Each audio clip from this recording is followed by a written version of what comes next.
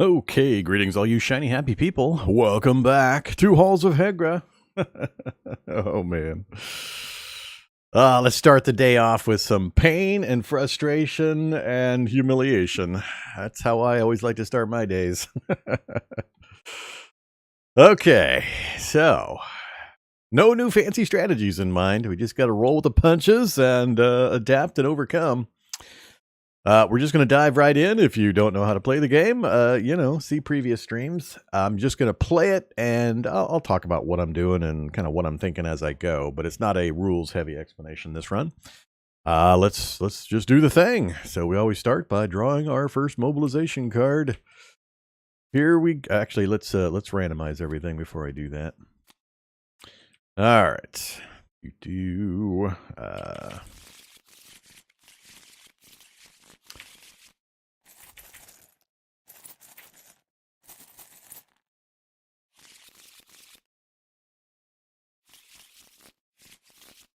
All right, everything has been randomized. Let's go ahead and do the thing. First mobilization.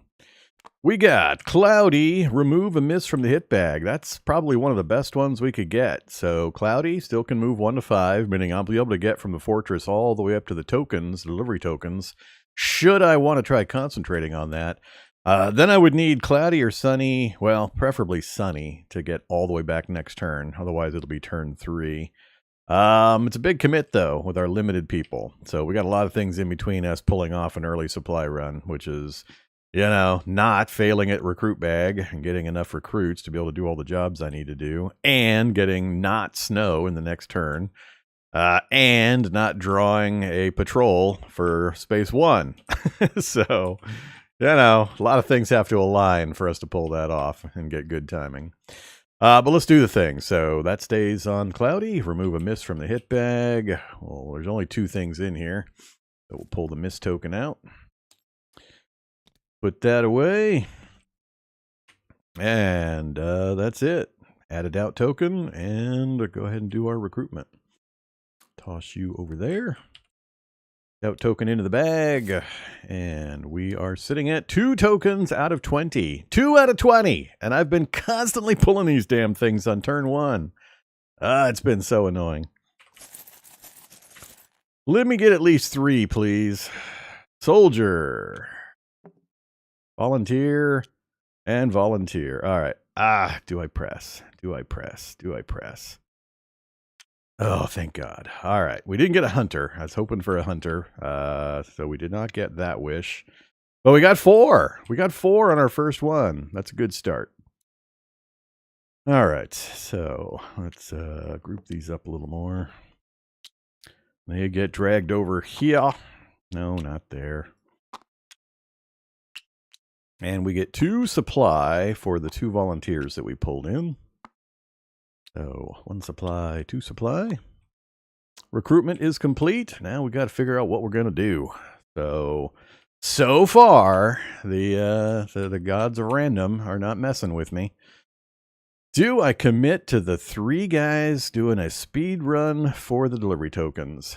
If we can pull it off and we can get them back on turn 3, that means, theoretically, if I do things well with the other tokens and we can get this down to the +2, we'd get a huge morale track bump. Let's see, we can't take advantage of that until turn 4. I might, we'll see what happens. I'm trying to plan too far ahead. But I do need to make my commitment on whether I'm going to go heavy into getting these things back.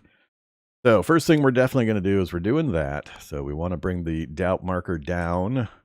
And since I did not get interfered with via the event card, I am going to commit to that fairly hard. So that'll bring it down to +1. Do I go all the way to +2? I'm going to go all the way to +2, which leaves me almost nobody to do the other things. So that's going to get us to +2. I'm going to go for a lot of high morale cards early and hope that offsets the usage of these guys over here. So the way I think about it is putting 2 guys over here to raise this when I know I'm pushing it into this territory guarantees a draw of a card, and a lot of times the card draw is going to give me a bonus equivalent to putting these guys somewhere else. So not only do I push this down, and I only need to do this once usually, although the next couple of cards might push it back up slightly, but I don't have to maintain it as much for the next few rounds. So it gives me 3 rounds of good morale and drawing cards, and on rounds 2 and 3, I'll get the bonus of drawing the cards without having the expense of putting the workers here. So I think it's a good trade-off. So we're going to go heavy on that so we can get to the +2. That only leaves me 5 guys. So we're guaranteed going to send 1 soldier out. I think I might do 2 guys running and then do... Ooh, do we do an early snow shovel or do we get to repairing?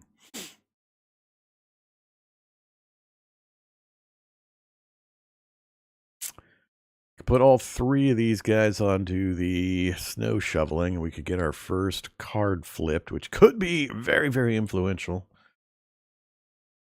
Oh, man. What to do, what to do.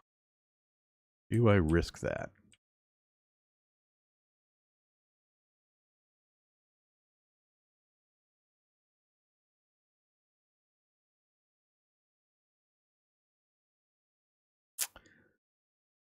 Or do I split this up, put a 3rd guy up here, and really lean into getting this supply run done?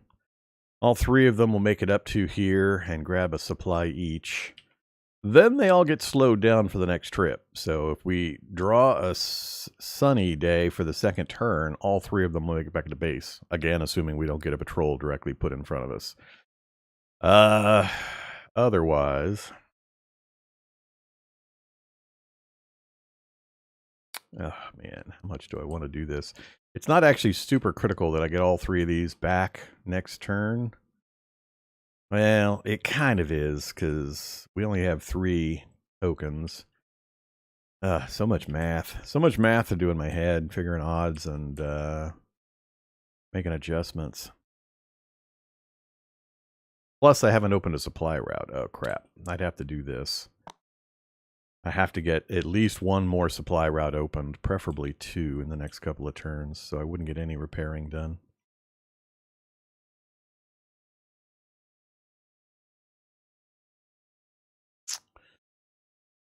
I think 1 unit doesn't do me much good down here. Yeah, let's commit. What the heck? It's going to hurt. The other problem is, with all of my soldiers committed to that run, what I should probably do is I should switch these guys out. I need to make sure I keep soldiers here at home.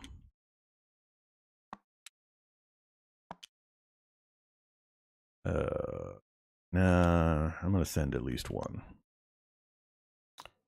I need to make sure I keep 4 soldiers here in the home base area and not have them all out on the map, because I want to get this bonus as well on the transition between 3 and 4 during the coup phase. I need to have 4 soldiers here at home. These guys might get delayed out here because of weather or patrols. Then I wouldn't be able to get them into the defensive positions in time. All right, I think we're done. That was a lot of thinking, given our current situation, and I'm really, really hoping it pays off. All right, so everybody's placed. Let's go ahead and move on. So next up, we're going to do this section. So we're opening 1 supply route. We're going to go for the soldiers again. And yes, these look like morale tokens, but in the current version of the game, this space here, in addition to the morale token, has a slashed line and then a soldier symbol, and it's an either-or choice. You can either go for the morale, or you can do a supply drop of soldiers, and we're going to pretend that these are soldiers. So that's done. Then we're getting 1, 2, 3 changes to this. 1, 2, 3, down to the +2. All done on that board. No, and no, and our supply run. They make it up to here.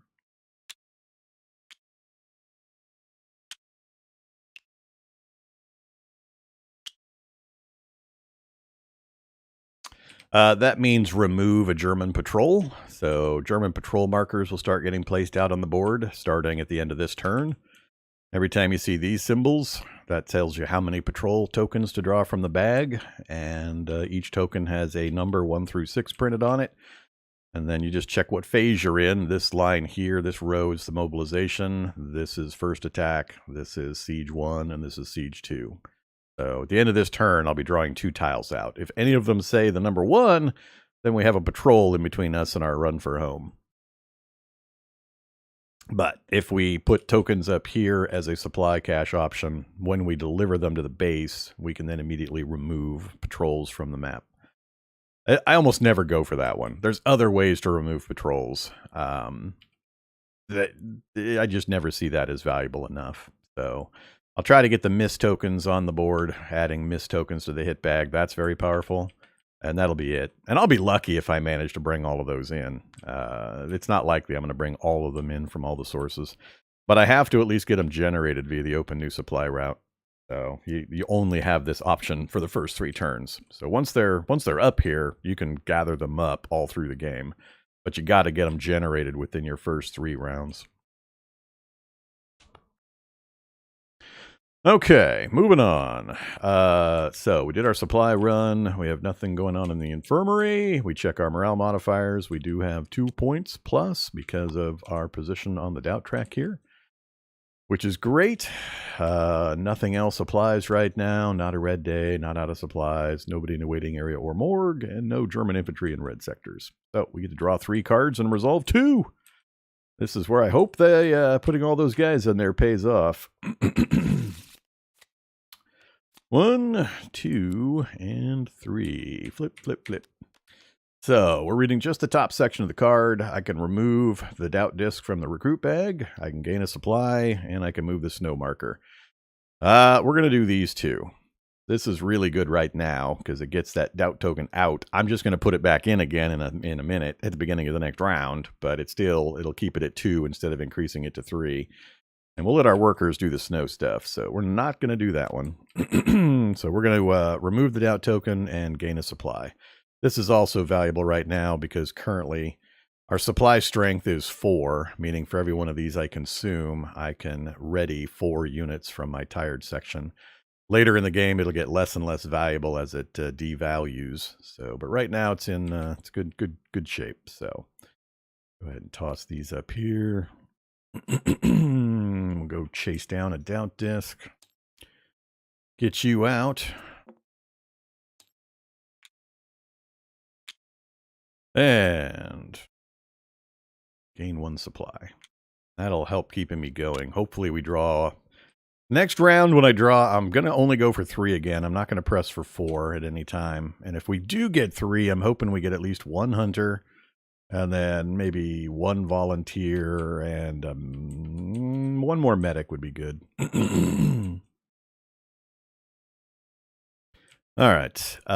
So we're done there. I'll go ahead and reset the marker. Go down to the bottom, check for the patrol symbol and the other options. We do have 2 patrols to draw.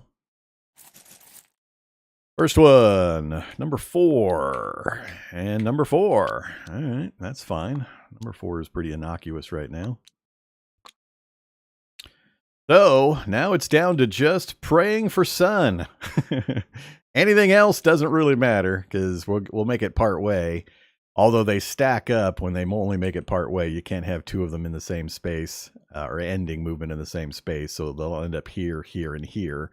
But even with that, we'll be below the patrol line, and they'll all guaranteed make it in on turn 3. So no matter what, we'll get them all in on turn 3 at this point. So that's at least paid off, and we can get them in on turn 2 if we get a sunny day. All right, so we've checked that line, moved the turn marker, and off we go on turn 2. We got cloudy again. All right, so doesn't change. And unfortunately, these guys are all slowed by 1 because they're carrying a delivery token. So 1, 2, 3, 4. So they'll stack up just like I said right now, or just a minute ago. They'll stack up on those 3. All right, we have to lose a morale, which we'll recover with our +2 here. And then we move the fear and doubt markers up, unfortunately. So I will have to put some effort back into that. Okay, those are done. And then add a doubt disc and do our recruiting. Back into the bag with you. All right. There's the volunteer. Come on, Hunter. There's the medic. Come on, Hunter. I need at least one Hunter.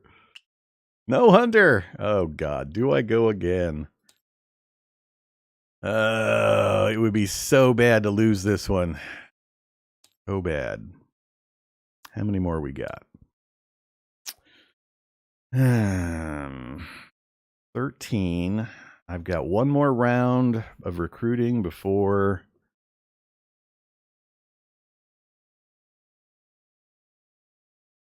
I'm not going to risk it. Let's take the 3.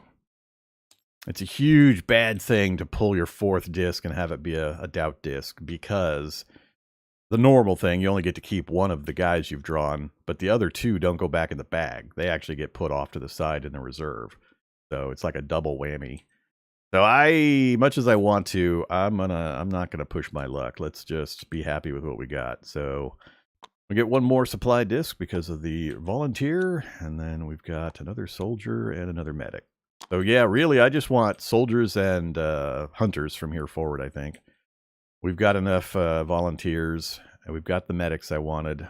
So hunters and soldiers is all I want left out of that bag. And we've still got 3 volunteers in there, and one more medic. So... the hunters, if you're wondering why I want them, is because they shovel snow at double speed. And I do need to start trashing through this snow deck. They're also stronger at running supplies, but I'm less concerned with that. All right, recruitment phase is complete. Moving on. Let's see. So we've got 7 guys. 7. 7's not a good number. What does Fear Track do? So the 2 tracks here... the doubt track, other than giving me the morale bonus, it also, the number to the right, is how many doubt discs you have to put into the recruit bag when that phase happens. So by keeping it low, I'm guaranteeing I don't ever have to put more than 1 in the bag at a time. If it gets to these upper reaches, you have to put 2 or 3 in the bag, which is very bad. The fear track only triggers when we get to this intermediate between turns 3 and 4 during this coup phase. It mentions here, draw X discs from the recruit bag and place them in reserve. X is where the fear marker is. So whatever number this is on when we get to that stage, that many of the recruits have to get pulled out of the bag. So that's also bad. But if I can, over this turn and next turn, recruit as many as possible successfully, then I'll be less concerned because I'll already have the recruits. So I may keep trying to push this down, but I need this turn to get this down. And then depending on the status, next turn I have to really focus on getting repairs done. So I'm likely just going to have to roll with whatever this is on and just suffer. I'll probably lose, knowing the luck I have, I'll probably lose all my hunters when I try to do this. And we'll just have to have a hunterless run, but oh well. All right, so do I take a morale hit for the other 2? So if we spend 1 supply, we get 4 guys, and we'll just pretend we're going to get those 4. Hey, give me that back. That leaves 3 guys. Now, supplies are incredibly powerful. It's going to go from 4 to 3, again, in between that turns 3 and 4. So my supplies are going to devalue here pretty soon. So do I spend them, knowing I'm going to have a bunch of supplies hitting the stockpile when these guys deliver on turn 3?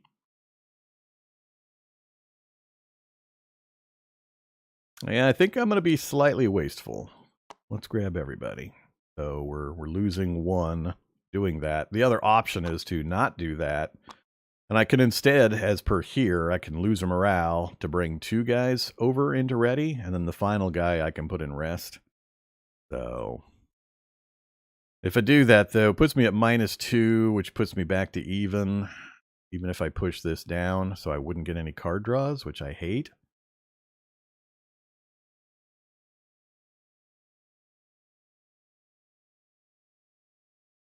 Now let's not do that. Let's go ahead and spend the supplies, even though it's slightly inefficient.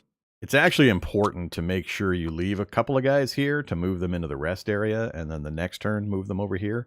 This is a free way of getting guys from tired to ready. It just has a 1-turn delay to use it, but it saves you cubes that you're going to be desperate for later in the game.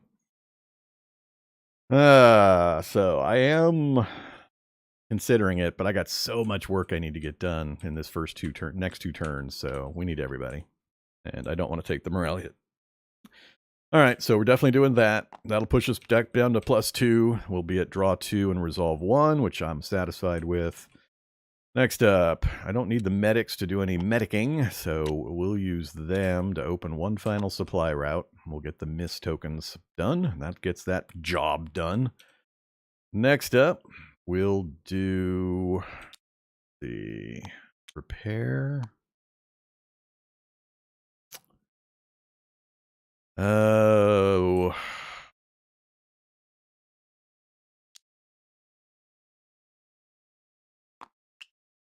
Bolster.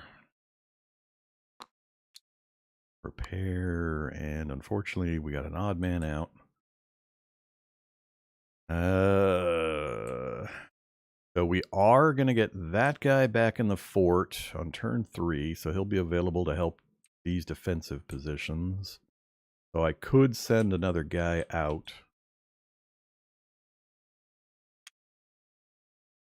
And have him start going for the soldiers up here. I think I'll do that.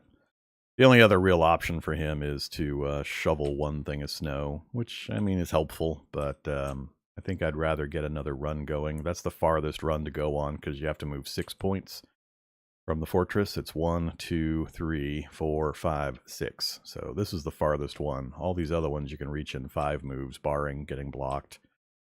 So that's the one that takes the longest. So the sooner I get that started, the better. And or I have a soldier out in the field and I can start eliminating patrols. But timing-wise, this will work out because he'll come back. And that's assuming I don't get a soldier recruited next turn. All right.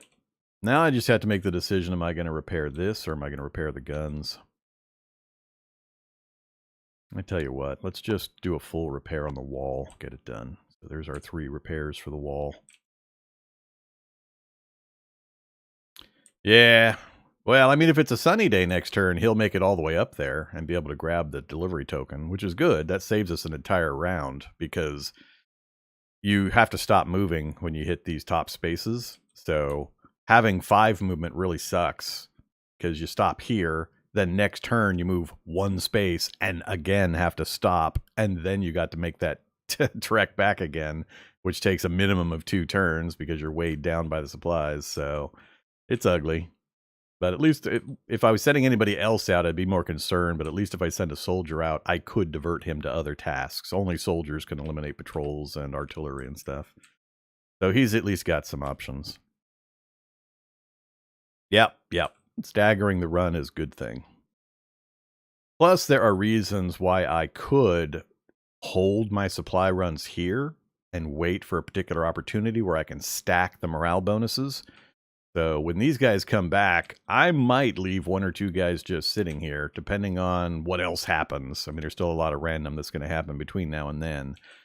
But I'm going to get a 2 morale bump in between turns 3 and 4. So I can start turn 4 with +2 on my morale. And then if I have my officer inspiring, that'll give me another one, putting me here. And then if I deliver 2 supply tokens that same round, it'll go bump on this line, which lets me add hope cards, these cards, to the bad deck, the low morale deck. So I can seed some good cards into the bad deck, which will come into play later in the game when we hit the back end of the run, where things just get real grim and ugly. So the more hope cards I can get in here, the better. The more miss tokens I can get into here, the better. So there's ways to kind of influence the later game stages and soften the horrendous negatives that are going to start landing on us if we have opportunity in the early game. All right. Each delivery token that you bring back to the fortress gives you +1 morale. So if I hold 2 guys out here and then deliver on turn 4, I'll get +2 morale because of the deliveries. A single supply token is 1 supply +1 morale plus whatever's on the face of it is a bonus. So in our case, these are going to be soldiers. These are going to be supplies. Oh, I'm sorry. It's 2 supply per. So every token, regardless of type, gives you 2 supplies. And then you get a morale as well. And then you get whatever's on the face of the token. So in this case, these are all supply tokens. So these will be 3 supply plus a morale. There is a downside. It also raises the suspicion of the German patrols, which makes it harder to do things. But So yeah, timing it is important, because if I can manage that kind of timing, I can get hope cards into the low morale deck. And the only way that's possible is by combining positive morale boosts together on a single turn. If I stagger them out, then I never get this thing high enough to actually get these hope cards into the low morale deck. So you got to kind of time it appropriately. It's tricky. There's so many ways that it's going to get blocked, but we'll see if we can pull it off. And it's also going to depend on what my situation is. I might desperately need the supplies so I can get some other things done. All right, so we got the ready done, or the assignment of workers done. Let's go ahead and roll things out. So we've got our negotiate. Get that back down to +2. We've got our open supply routes, and this time we're going to go for the miss tokens over here. And that's it for this board. Moving to fire artillery. Nobody. Supply run. Yes, we're going to move you. No downside to moving them all the way up there. So move you to there. Then you guys are coming back, and you unfortunately have to stack up. But that gets them below the patrol line, and they'll be into the fortress next turn, should I desire it. Guaranteed, because the slowest we could go would be 3. So 1, 2, 3. Even the back guy will make it in. Okay, so that's done. The supply runs. Next on to maintenance. We got 1, 2, 3. So that gives us 3 repair opportunities. And I'm just going to pull all of the defensive position repairs. Throw these into the bag. Repair complete. Moving on to the infirmary. Nothing going on there. And moving on to morale modifiers. So we get +2. And that's it. Nothing else applies still. So we draw 2 and resolve 1. Yep, actually, always got to remember to shuffle this before each draw. Okay, move 2 defenders from the tired area to the ready area and repair a damaged tile. So it's basically the same thing, because it takes 2 defenders to repair a damaged tile anyway, so they're effectively equal. I think I'll just take the repair a damaged tile. We'll put that one back.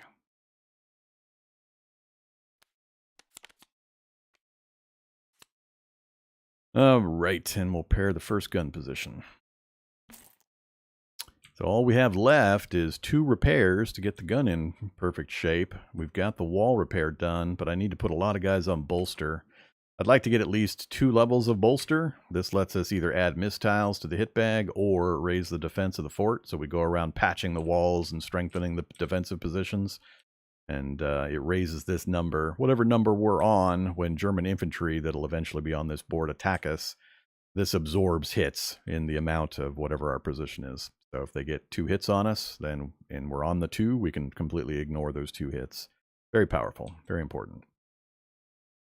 All right, so we're done with morale. Checking down below, we have none of these. Surrender doesn't mean anything right now. None of these apply. And then we don't have any effects. We have no German patrol. It's not a coup, last stand, or retreat. So all we do is move on to turn 3. All right, sunny day. Come on, sunny day. I guess it doesn't really matter. Just don't be snowy. Snowy would be not bad in a moving around the board phase, but in the it would raise our snow marker. So what do we got? We got clouds again. Lose a morale, add a German patrol. Uh-oh, here comes number 1. Actually, it's too late to block that, and nothing else really matters, so that's fine. So we lost a morale again, and add a patrol. We got patrol number 5. Okay, all done. Adding another doubt token to the bag. And we are up to 14 total, with 3 of them being doubt tokens. I'm going to go for 3 again. It's getting tougher and tougher to make that number, but well, I might stop at 2, actually. If I get one of my hunters, I might stop at 2. First draw. Second draw. Oh, come on, hunters. Oh, God. Do I go for 3? Oh, do I go for 3?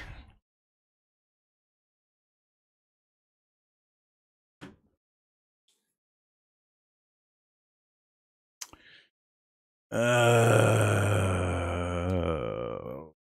going to go for 3. I'm going to regret it. Let's go for 3. Yes, thank God. Oh, awesome. By far, the luckiest we've been on the recruit draws so far in the 3 runs we've done. Okay, we got a hunter. Yay, I'd be happier with 2. And the problem now is going to be, at the end of this turn, we're going to have to do this coup thing, and we're going to lose 4 guys out of the bag. And the bag only has this many, and you ignore the doubt disc. So 4 of the remaining guys are going away. Now that's going to leave, what, 4 recruits and 3 doubt discs in the bag?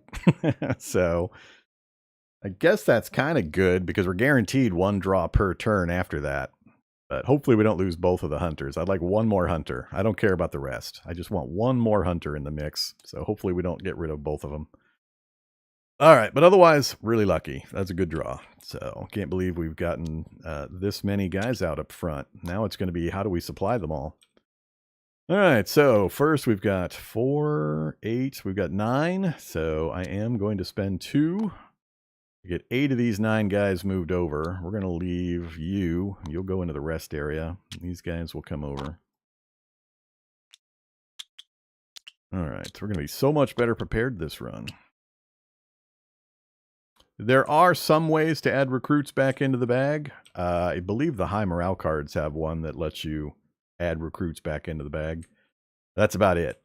So there's not any other ways to do it. These things are always bad news. At worst, or at best, you get neutral news, but they're almost always bad news. So the only other random variable really is the high morale cards, which is the other reason why I'm trying to push this track as much as possible. All right. And I think the only one that's there is add 2 volunteers, 2 of the blue discs to the bag, which is great because once you draw them, then you get an extra supply in addition to the volunteer. But it's limited timing usefulness because we stop being able to recruit on turn 6 when we enter the siege phase. At that point, there's no more recruiting. You just got to live with what you've got for the rest of the game. Because the Germans fully infest the countryside and recruits can't get you anymore. So we only have 3 more turns to do recruiting. Okay, we got choices. Things I absolutely need to do. We absolutely need to do this. Oh, no, we don't. We're at +2 and it didn't move this time. What a joy. Yeah, that was a good card for us right there. We're going to get a lot of good stuff done. So we're -1. If we instead move him here to inspire, that'll get us up 3 total. So 1, 2, 3. The problem then is I've got 3 supplies coming in. So we'll be at +2. So we're going to hit this twice, which will let us put 2 hope cards into the low morale deck. There's 9 cards in the deck, 2 of which will be good cards. So how many draw attempts? Max of 4. So the way it works is you pull one out, you can continue pulling ones out, but the instant you pull a doubt disc, you have to stop. You only get to keep 1 of however many you've drawn. You pick 1 to keep. Anything else that's not a doubt disc gets put over here in reserve. It doesn't go back in the bag. And you can only draw 4 times maximum. 4 is the limit. So turns 1 and 2, you always do. There's no downside to trying twice because, I mean, if you draw 1 and then you fail on the second one, you still get to keep your 1. So it's only upside potential to draw 2. Then it gets really, really tough to make the choice. Do you go for 3 or do you go for 4? Because you're not just failing. You're failing and you're losing guys out of the bag that you might have gotten on later turns. So if you draw the doubt token first, you just draw again until you get 1 of anything else. And then that's the one you keep. But it does end your recruitment. You just go get the one that you're guaranteed. You always get 1 per turn, no matter what, for the first 6 turns. Then recruiting stops. All right, so let's assume we're going to go Inspire. I might move him, but do we have an even or an odd number of guys? 2, 2, 2. We've got an even number with the rest. So yeah, so he's going to go there. Then I need 2 guys. I need bolstering and repairing this turn. So we got the walls. We can get fully populated. And we're going to do Snow Shovel. So we'll do those 2 on Snow Shovel. So the way this works is This tells you how many people you need in order to do the action. So, like to repair, you need 2 strength worth or 2 people's worth. Any symbol down here shows who cannot do an action and who does the action at a better rate. So a single hunter, they're big, strong guys, they actually shovel snow at double speed. So 1 hunter here is worth 2 of anybody else. So by doing this, I have 3 worth of snow shoveling. So it's going to go 1, 2, and then hit this point and get reset to 3. But that lets us flip the top card over. And 6 of these cards are upgrades to the fortress that we dig out from the snow. This is a fortress in the mountains that's been abandoned for decades. It was originally built to fend off the Swedes after the dissolution of the Norwegian-Swedish Union. They were worried the Swedes would go to war with them, so they built this mountain fortress. But then it's lain empty for decades. So it's just a snow-choked ruin. So we send guys on snow duty to clear pathways for movement of our troops, plus they discover things that are buried in the snow. So 6 of the things are things like the telephone, the counter patrol, the second gun, the medicine cabinet, the map room, and the radio, all of which have different abilities that are added to our fort. Some of them are much more powerful than others. And then the other 5 of these are one-off bonuses of morale and supplies and things like that. So we want to dig out as many of these as we can if we have the manpower available to do it. So that's why I was really hoping for a hunter to help speed this process up. So we got to do at least that. That'll get us our first snow card this round. Then I need to make sure we get at least 1 bolster in, preferably 2. So if we do that for bolster, that gets us up to 2 defense, and we'll go to 3 later. There won't be that many Germans to worry about. We should be okay in the first round or 2 after the fighting starts. Then I've got 4 guys left. I could repair, and that'll get the gun up and running and ready to go for next round.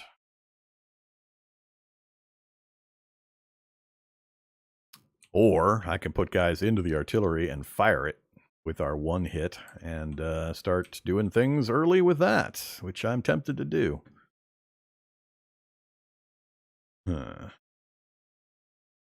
Or, now this is an idea I hadn't really considered. I can put all 4 of these guys into Inspire and get 2 more morale, which combined with these guys coming in, that's going to be 2 plus 3. And if I do 2, 3, 4, 5, 6, 7, 8. So 1, 2, 3, 4, 5, 6, 7, 8. Yeah, we could add 4 hope cards to this 9-card low morale deck. That's a strategy I haven't tried. What is going to be more powerful? The problem with making the decision is this is delayed gratification. It's great to do, but I'm not really going to see the results of it until we get into kind of this stage. So I'm pushing off important things I need to do now to gain the benefit later.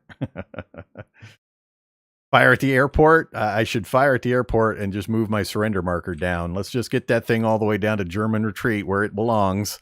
And, you know, who needs to fire at Germans or get supplies or get morale or anything? That's the other thing I could do. I could get 2 morale by firing the gun this turn as well.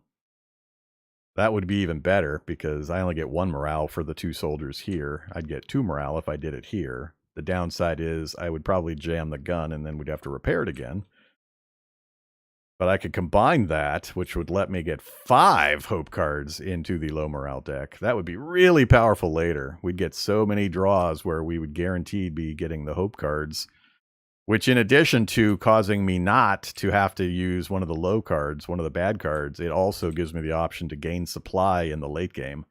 I can remove the card to gain a supply point, which late game is stupid powerful. It's so hard to get supplies late game. You're almost always completely out by turn 10, 11.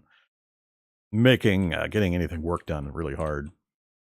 So, what's the stronger play? A better starting position now, or the one and only opportunity I'm going to have, really, to super stack the low morale deck? We're in a pretty strong position with the luck we've had so far. I think I might go for the long game. Stack that deck up. do everything I can to maximize my morale track growth. I only wish... I can't, let's see, I can't wait till next turn, because next turn we're going to lose the +2 from this board. The board's going to get flipped to the other side, so we no longer get that bonus. So it's basically a wash between getting the +2 now or getting the +2 next turn. I can't do both. So we should just bring it all in now. I think I am. I think I'm going to maximize the morale thing. Let's just do an insane morale move. So let's go ahead and fire the gun. Put those two on Inspire as well as the leader. We're going to go for a super high morale turn. It's so hard to make the long-term play.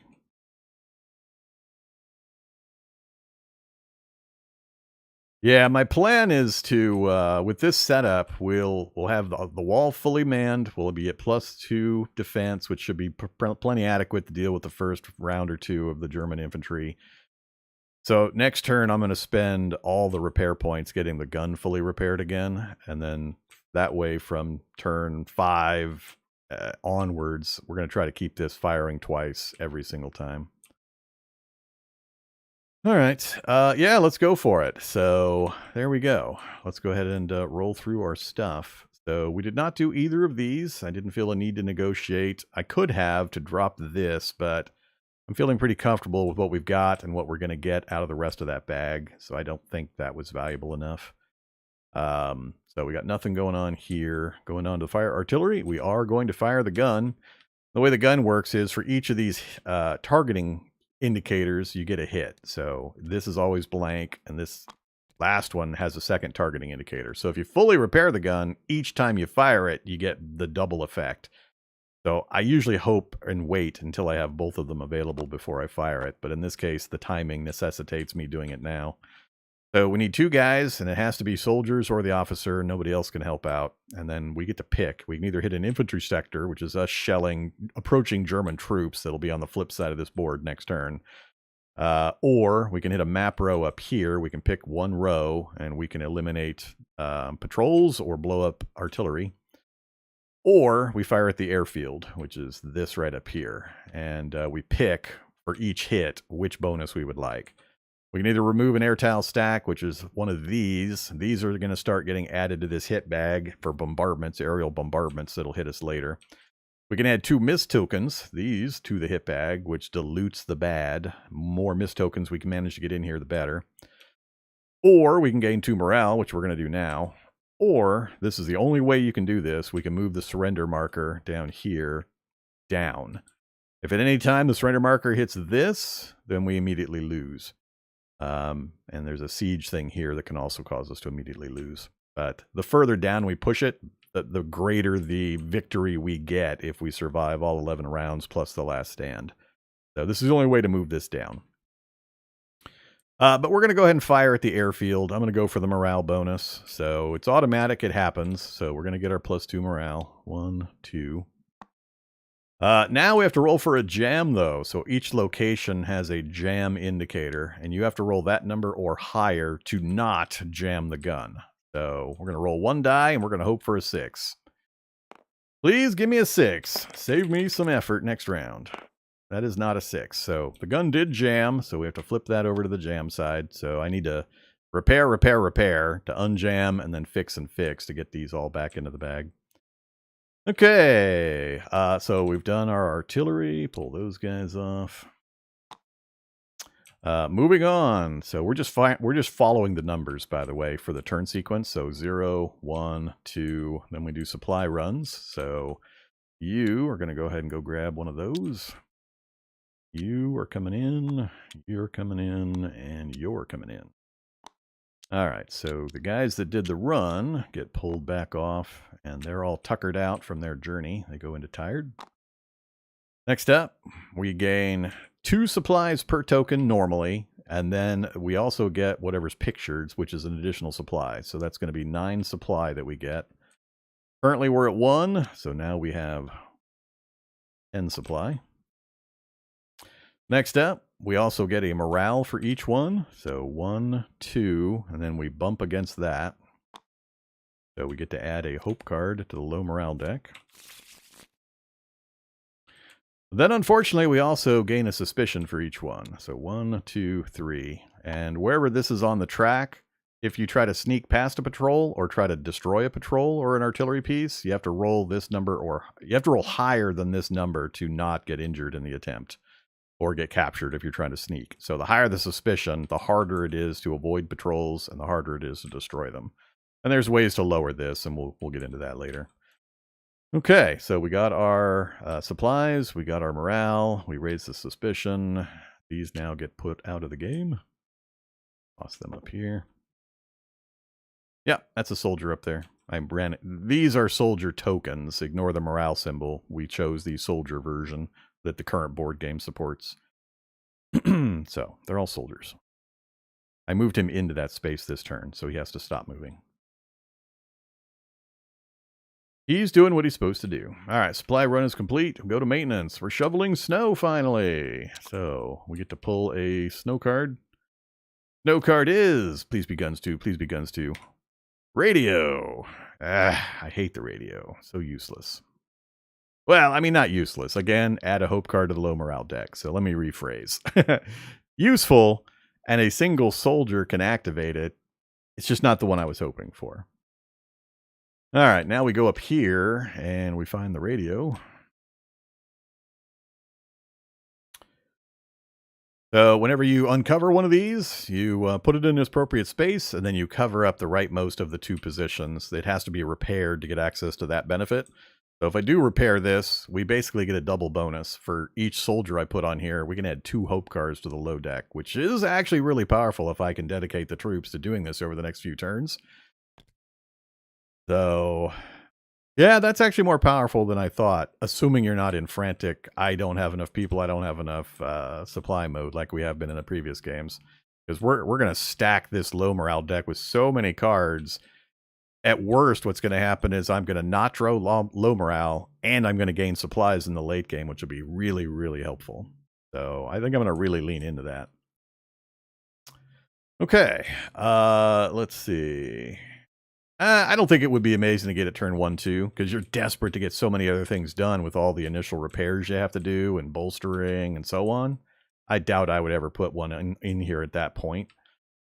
But for the midturns, where things have kind of settled, if you do have a decent start, then you've got opportunity to drop soldiers in here. And you can do it multiple times. So if I drop 3 soldiers in here in one turn, and this is repaired, that's 6 hope cards. There's only 5 left, and I've got a bunch more I'm going to drop in here this round, so I'm going to run out of hope cards pretty quick. Then it's going to be useless. That'll be amazing if I manage to get all the hope cards into the low deck before we start having to draw from it. That'll be fun. All right, moving on. Bolstering. We got 2 strength worth of bolsterers. So bolsterers are now going to raise our defense 2 points, which should be adequate for this initial fight. Then we are inspiring twice. So that raises morale again. Bump, bump. So 2 more of the cards going into the deck. So the deck currently looks like this. Whoops, that's not what I wanted. I hope they didn't fall off the board. I didn't want to spread the deck. I made a mess.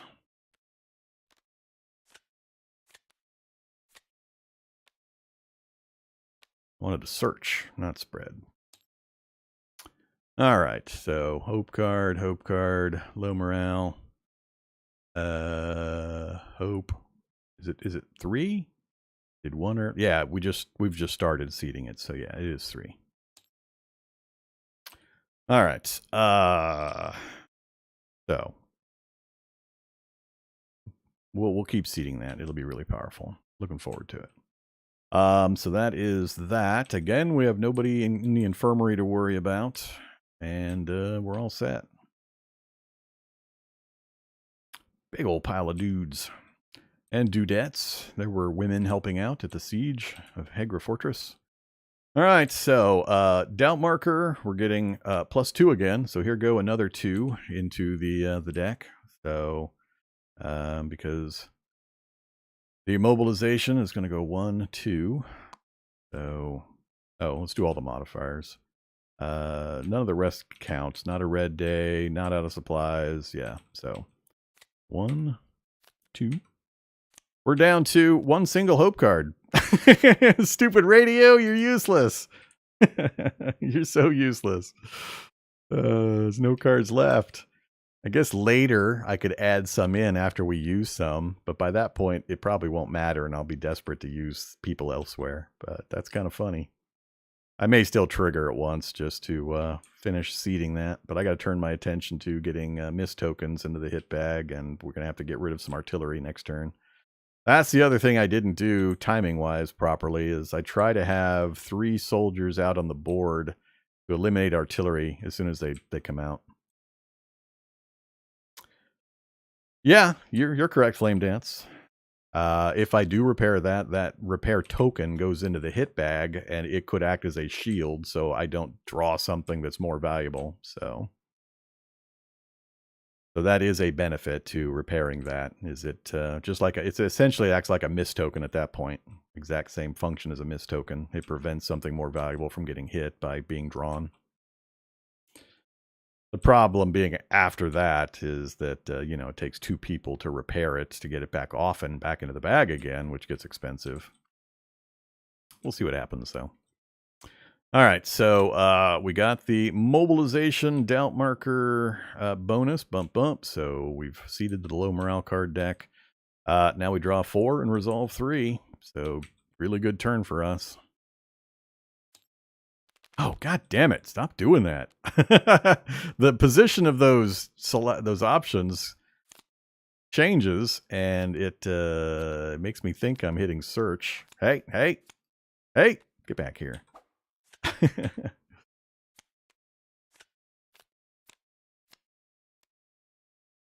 Stop doing that. 1, 2, 3, 4. We're up to 5, I think. Whatever. So let's go ahead and draw our cards.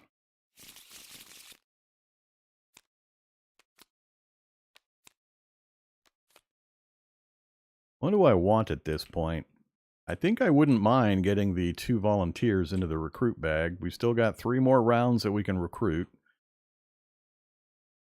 Removing a doubt token would also be pretty good, because this board's about to go away, and there won't be another doubt marker edition.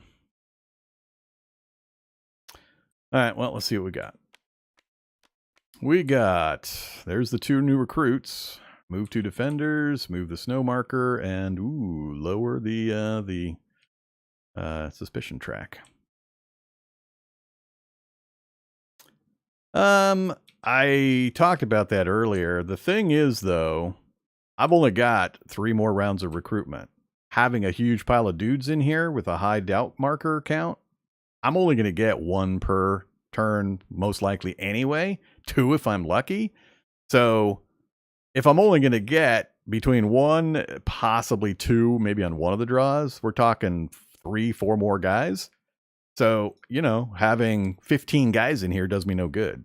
So I don't really care that we're going to lose 4, because I'm going to draw the rest out again anyway over the next few turns. So that's the way the math works, and the way I'm thinking about it is that's how I evaluate whether or not I need to push this fear marker down. It really depends on how many guys I've already recruited, what the doubt counter marker count is, and this situation now where I can add 2 more volunteers, which is the double benefit of having more guys, but also bringing 2 more supplies in.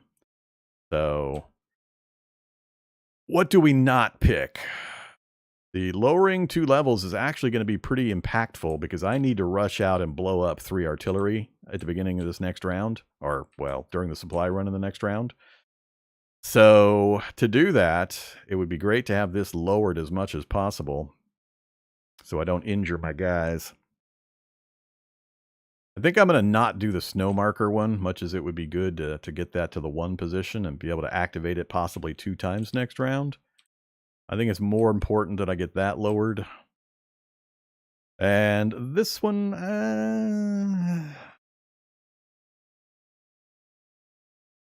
maybe this is more important than 2 defenders being moved over. Yeah, I think I'm going to actually put this one back. All right, so let's do this stuff. So move the snow marker. This is going to hopefully give me enough points that I can activate this twice next turn. If we put 1 hunter and then 2 other anything else in here, that'll let us do the snow cards twice. It's a pretty good deal. Followed by high morale, so we're going to lower that to, yeah, lower that to 2. And then following that, add 2 new recruits to the bag. I'm up for that. That changes the math a fair amount. Okay, we're done. What an awesome turn. That was a really good turn for us. So, moving down. None of the surrender things mean anything right now. Check the turn track.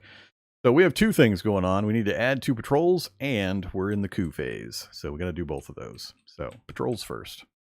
Shuffle, shuffle, shuffle. We got number 6. That's unfortunate. And we got number 2. Okay, that row is complete. Next up, we do the coup phase. So we just follow the instructions here. Draw the discs. So we are at 4. So we have to lose 4 guys out of the bag. I guess I didn't really need to shuffle. 1, 2, 3, and oh, we lost the hunter. So we still have a hunter.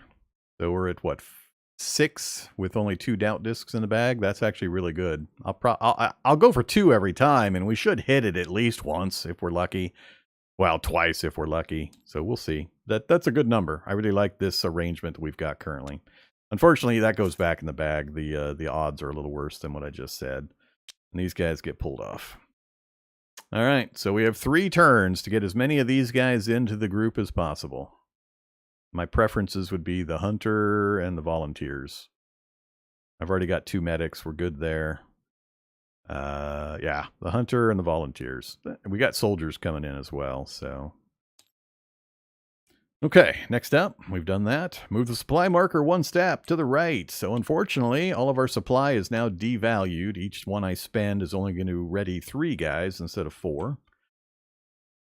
Next up, place 1 defender on each defensive position not covered by a damage tile. Take these defenders from tired, rest, or ready areas, and if you place 3 or 4 soldiers, you receive +1 or +2 morale. So we have guys, we're going to do soldiers in all 4 positions. So we get the +2 morale bump for the start of next turn. And go ahead and move this up 2 points.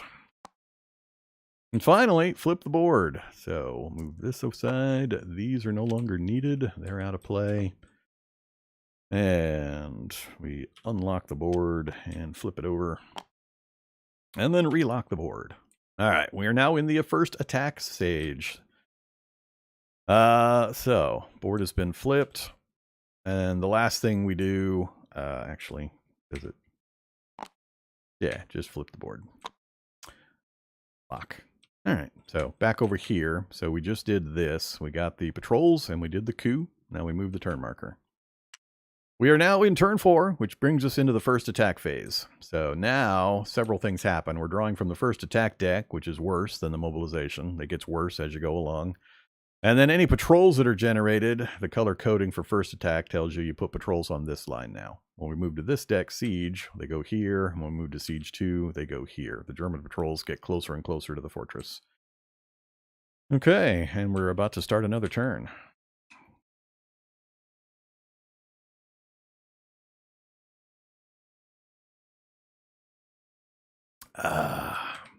We're in much better shape now than we have been previously, so...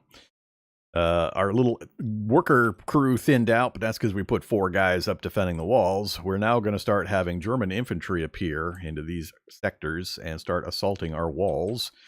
The info at the bottom here for retreat happens between turn 6 and 7, the transition into the siege stage. We do the same thing. We just follow these instructions, and then we actually remove the board, and what's printed on the actual main board is what we then use from then on. All right. Next up, we just start our next turn, so first attack.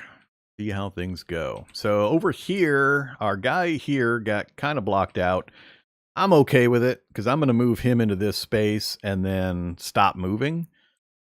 I would have liked to have gotten it space further because even from here, we can't make it because it's 1, 2, 3, 4. It's 5 spaces. He can only move 4 during snow. So on a snowy day, he won't make it. On anything else, he'll be able to make it in.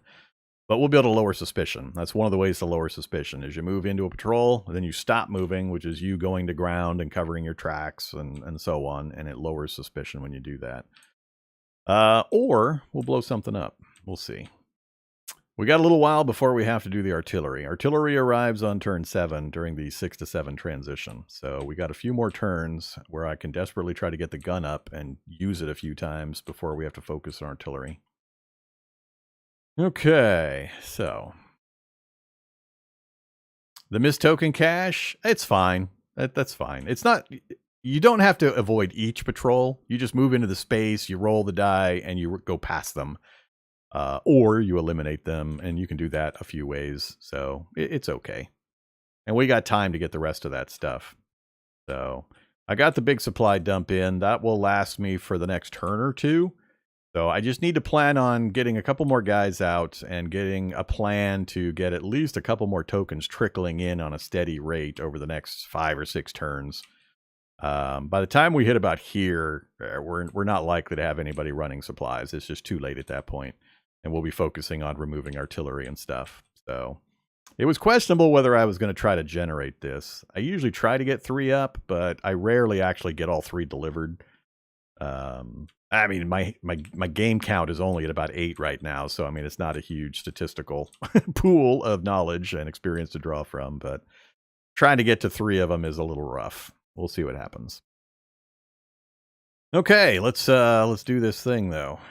I was just kind of pointing out we got slightly pinned there. The patrols are out blocking us. We still got a good cadre of workers for general work. And I might replace this guy with a volunteer so I can get a second soldier out on the board, eliminating patrols and or prepping to blow up artillery. We'll see. All right, let's pull this first attack card. What do we got? What kind of heinous atrocities are you going to perpetrate on my poor guy? We got Sonny. Oh, man. That means he can move 5, which won't get him in, but it'll get him to that space.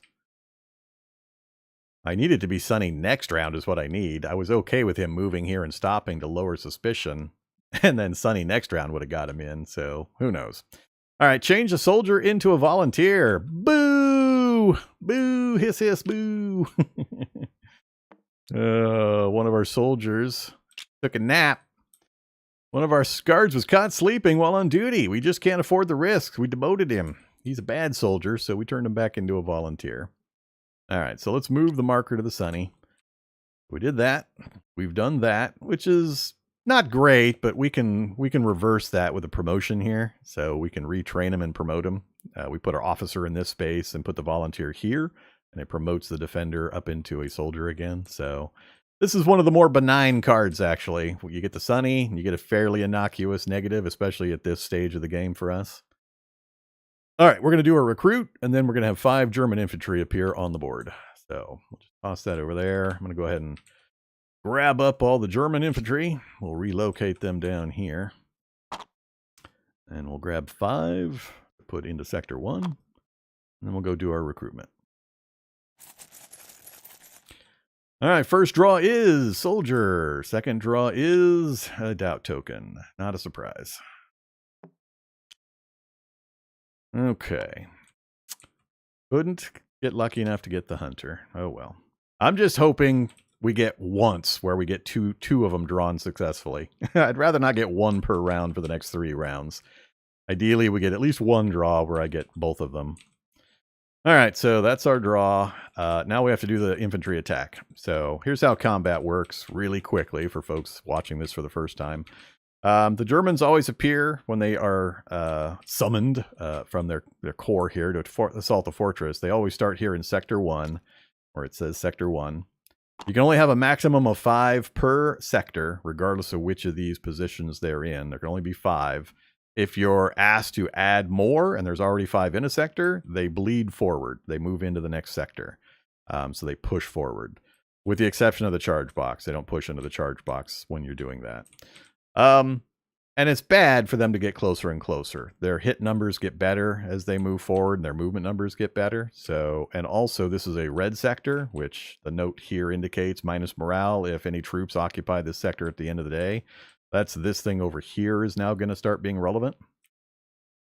So we want to keep them out.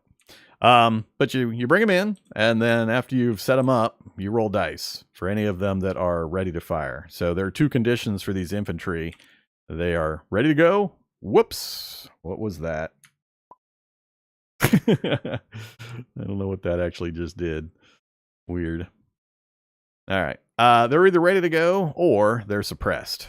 So when we fire back at these guys, we are going to either kill them or we're going to suppress them, which basically means they don't get their action next turn. So stand him back up again. So we're going to roll one die for each of these guys, and then we're going to move them according to the dice results to these spaces. On a 5 or 6, it's a hit. On a 3 or 4, it's a move. And on a 1 or 2, there's no effect. So we'll just grab all 5 dice, give them a good roll, and see what we get. Holy God! Wow. I'm feeling like they're setting me up here. They're giving me a lot of good luck in the beginning of the game, and I think they're waiting. They're waiting for to unleash a shitstorm of holy bad back here. Okay, so no, they did nothing. Totally ineffectual. They got no movement. They got no hits. They got no nothing. So infantry attack round is complete. That's all we do for that. Now we go back to our normal sequencing like we've done before. We're going to go ahead and, get our guys ready. So first thing we do is move anybody that's in rest over to ready. Then we pay our costs to get other guys ready. We've got, 4, 8. We've got 9 guys. So I'm going to spend 2 cubes. So that's going to take me down to 8. So 5, 6, 7, and 8. So all of these guys...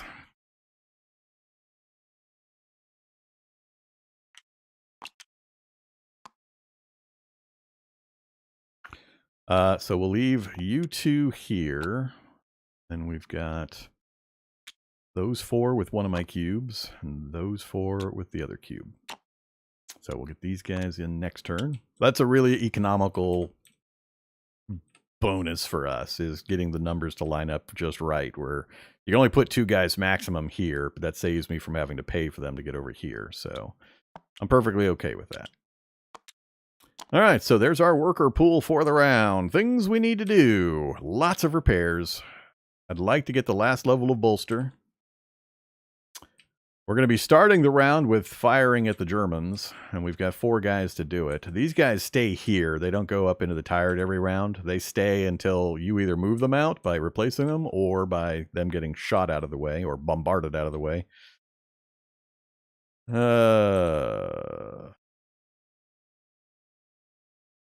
What do you mean I need 1 more cube? I had 10.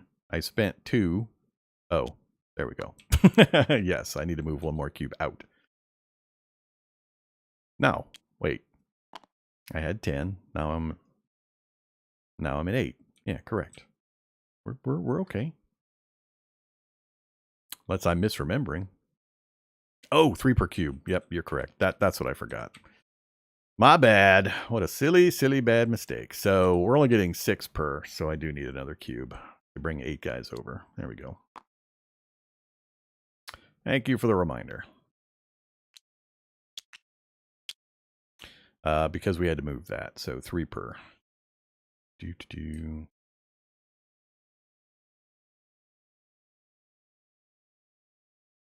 Let's reset this because now I've confused myself mightily. So we had that, and we had 10. All right, let's redo this the right way. So you move over, then 3 per. That means I get 9 out with my 3 cubes. Takes me to 7. That gets all but 1. So there, and 5, 2, 3, 4. I got 10 out there. Yeah.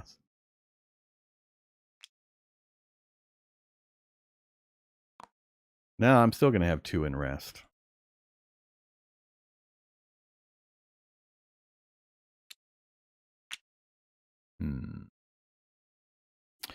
Well, I spent 3. Let's do it this way. 1, 2, 3, 4, 5, 6. So. And then 7, 8, 9. These two go into rest. There we go. Now we've got it set correctly.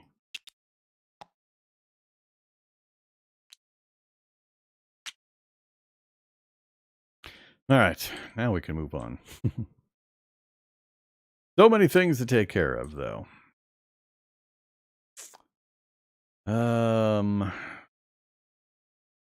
Let's assume you're going down to Inspire. See you, Rem. Have a good day. Or afternoon, evening. I think it's evening time where you're at. I don't need a medic in particular in the infirmary yet, so he's available. Let's assume he's going to be a snow shoveler. We're attempting to get 2 snow shoveling done, so I need this many of the guys. So the medic will dig once to do the first one, and then these 2 will get it to do a second one. So we'll get 2 card draws with that. Unfortunately, that leaves me exactly enough to do the gun and then nothing else. So we would have to do this if I want to get the gun up and running. That means nobody else going out on supply run. Is it going to be more important?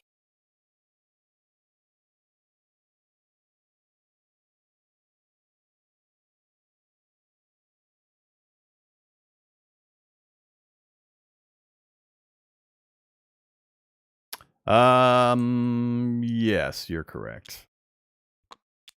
I forgot about the soldier that we recruited that started over here.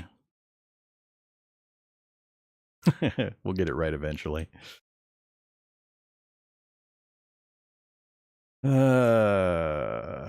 Which leaves one guy I could do a supply run start on.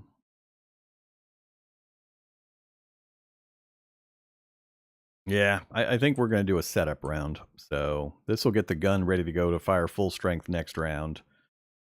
And then we'll get two snow card draws. And depending on what we get, that might be the end of my snow shoveling. I'm leaning into the idea or the strategy of just grabbing the first 3 or 4 off this pile and then just rolling with whatever I get. I mean, if we get really unlucky and it's just the one-off supply bonuses, that'd be bad. But if I can get either the second gun, the field telephone, the medicine cabinet, or the counter patrol, all 4 of these are pretty powerful. I really don't want the map room. But if we can get one of these, I might call it good. And if we get super lucky and get 2 of them, I'll probably be done snow shoveling. I'll just spend the guys instead of shoveling snow, getting these repaired for their full power, and then leaning into these abilities through the rest of the game. I think previously I put too much effort and too many workers into shoveling snow too deep into this deck to the detriment of other things. So, all right, we're all set. Let's do that. So, setup round. First up, we got to defend the walls. It is number 1 on the list. So we do pretty much what they did. We've got 4 guys defending, and per right here, we roll 1 die per defender. On a 1 through 3, we suppress. On a 4, 5, 6, we hit and eliminate 1 unit. So we want high numbers, 4 through 6, to get hits to make them go away. So we only got 4 dice to roll, though. So that's not great. So we only got 1 hit, and we got 3 suppression. Really hoping for better than that. Okay, that is it for our firing back. And you'll note you can't have medics on the wall.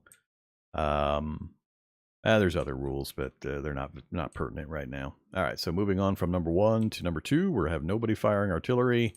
Off to number 3, you are going to... We've got a sunny day. Do I want to start a run up to the mist tokens or another soldier? I think we'll... Let's see. I could do this and stop. this over slightly. I could do this and stop, which would lower this. Then I could try to sneak this all the way up to here. We would just have to not roll a 1 for him to successfully get up there. But the sneak would then raise the suspicion again.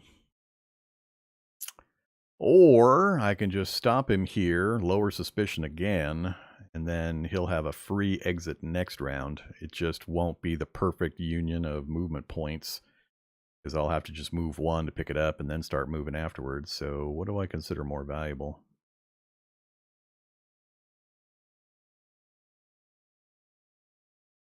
I can't stop my movement here, actually, so I'd have to sneak past him. Or we do the reverse. I move him up first, lower, and then have him actually... I think that's going to be more valuable. So let's do it this way. 1, 2, 3, 4, 5. He'll stop and lower suspicion, and then he's going to try to sneak past. Man, I'm going to be really mad if he doesn't make it. I'm going to be really mad if we roll a 1. So he'll only be able to move 5. 1, 2, 3, 4, 5. Now we have to make a sneak check. Please don't roll a 1. Please don't roll a... Oh my god. Son of a bitch. Finally, we take the hit. Oh, that sucks. Because now we're going to lose both. Oh my god. I need to check one thing. I should have grabbed my paper rules. I wish I could do the zoom in on this, or the new version of this where it does this. I can't zoom in on this. That's too hard to read. I'm trying to remember. I believe with the sneak fail, the unit goes away, and I also lose the supply, and then suspicion goes to 0. So it captured my unit. We lose the supply token. That is a huge, huge hit. Should have been more cautious with as good as things were going. All right, so lesson learned. Screwed that one up. That's a really bad one to screw up too. Damn you, number 1. Roll the punches. So that was a complete fail. Moving on to maintenance. We get our 3 here. Let's really hope we get some good news here. So it's going to be bump, returns, and then bump, returns. So first card is supplies. Not what I was hoping for. Next card is gun 2. Oh, an early gun 2. I think I might be done drawing cards. That's a big one there. Okay, so now we got to go up and get all the gun 2 stuff. And it sets up just like gun 1. We have to repair in order to get the hit markers to show. So now I got 5 repairs to perform. But if we can get both guns up, oh, that'll be so powerful. And then we just keep guys on repair duty, just unjamming it constantly. And just continuously firing both guns. So between that and the radio, which is not super useful. I forgot about the radio, actually, and throwing a guy on there to get that last hope card into the deck. All right. Oh, I'm so torqued about losing that soldier and that supply. All right. So we got good news there, at least. Really good news. So we got 3 repairs we can do. I'm just going to go ahead and get the gun 1 up and running entirely.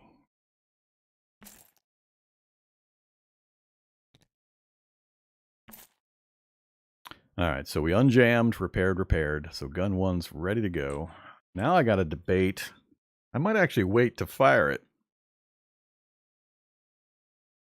If I take next turn and get a full repair on gun 2, then 2 guys can fire them all.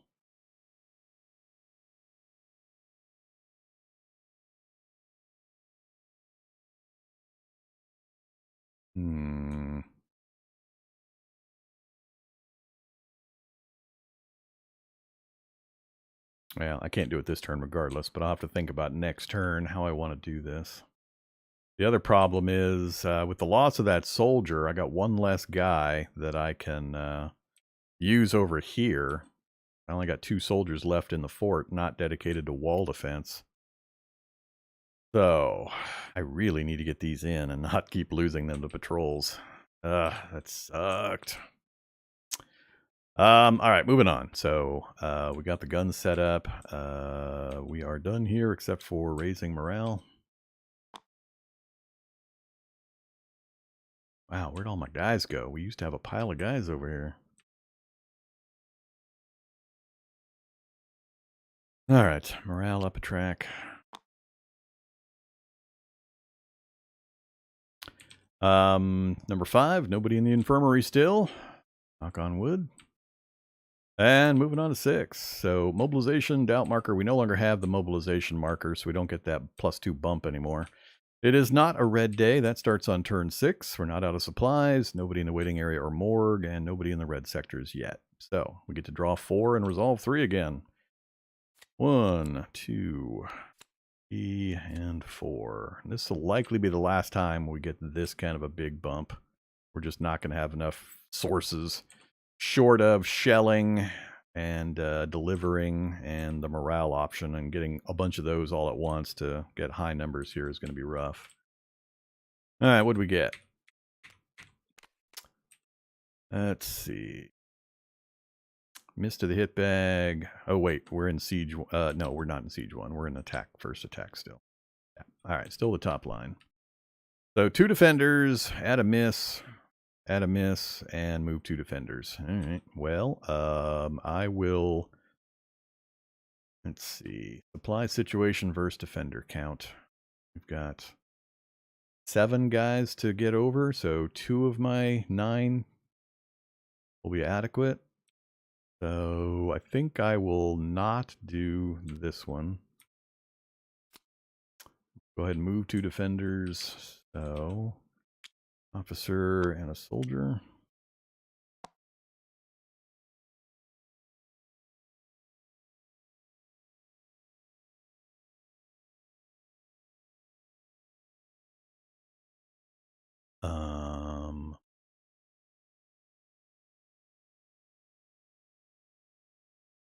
Why do I feel like I'm missing some people? Where's my hunter? Do I have people under the board? Or something? I think I'm missing some people. Where the hell? Anybody know what happened to my hunter? That's the one that's sticking out to me. I should have a hunter in play. He's not in here. I don't see him here. I didn't send him out here. Yeah, I'm missing my second medic and the hunter. I think they might be under the board. Well, they're not. Why are they over there? Those are the ones they are over there. Huh. Weird.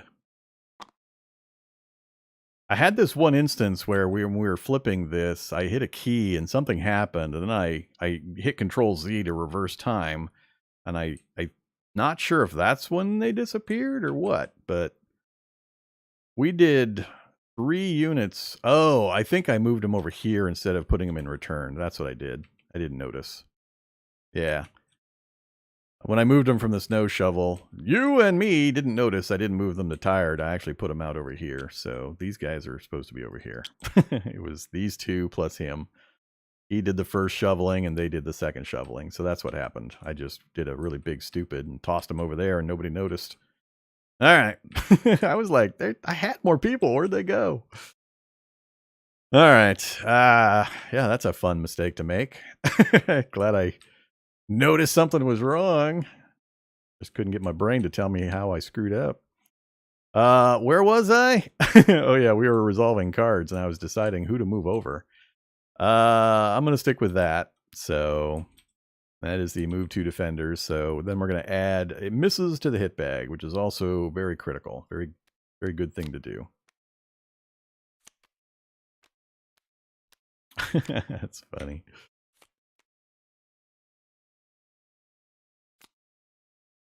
Okay, miss into the hit bag, miss into the hit bag. I'm really hopeful before the barrages start that I can shell the airfield at least once and get some more misses into the hit bag. And even get rid of these 2 supply ones. We'll see what happens timing-wise, though. All right, so that is our morale phase. Back to 0. Oh, I'm going to miss you being up high there. Moving on. None of the surrender stuff applies. Check our track. We have no new patrols. Nothing else going on. Move the turn marker. Off to turn 5. All right, hopefully this turn goes a little more smoothly without any stupid mistakes on my part. We're due for some snow. Sunny day again. Oh, man. Remove 1 delivery token from each of the 2 leftmost supply depots. That sucks. This is where we're having the worst time, is getting these supply tokens delivered. Now I'm down to 1 soldier left. We lost 1 to a patrol, and we just lost 1 to an event card, and we just lost a miss token as well. So that's the middle section. So we are staying on sunny. We did that, and it's 4 infantry this time, and we do our recruiting first, and then the 4 infantry. All right, recruit bag. This is the time. I need my 2 guys. I need my hunter and another soldier. That's not neither. Damn it. That's 2 turns in a row. We haven't gotten 2 draws. I only got 1 turn left. 1 left. Oops. You go back in the bag. Hey, back in the bag. Apparently it's not going to go in the bag while I have that open. 1 left. So, I mean, we're guaranteed 1 of these, but I was hoping with my 3 turns that I would be able to get a little better option. It'll go into the ready. And that moves us back up to 10 supplies. Man, I'm focusing on too many things. All right, back to paying attention. Let's get our German infantry going. So unfortunately, they get to push forward. There's already 4 guys here, so that makes the 5th, and then 3 more guys push forward to that sector. So this phase might hurt a little bit. German infantry attack time. So we got 2 followed by 3. So we'll do those 2 followed by these 3. These guys first. Back here. 2 and a 4. That's 1 guy moves forward. The 2 has no effect. And the 3 guys up in sector 2. That's 1 hit and 1 move. Not great. 1 hit, and the move is the one that's going to hurt. That's the one that sucks. Okay, so tally up the hits. So there's only 1. Our defense blocks the 1. Now we do moves. He moves forward to charge. He moves forward to that sector. And unfortunately, he gets to charge the wall and injure one of our guys. So you're going over to the infirmary, and then he gets pulled back out again. And then we return everybody to their normal positions, and we unsuppress these guys. All right, German infantry attack complete. They wounded us. Next up, we do our normal things.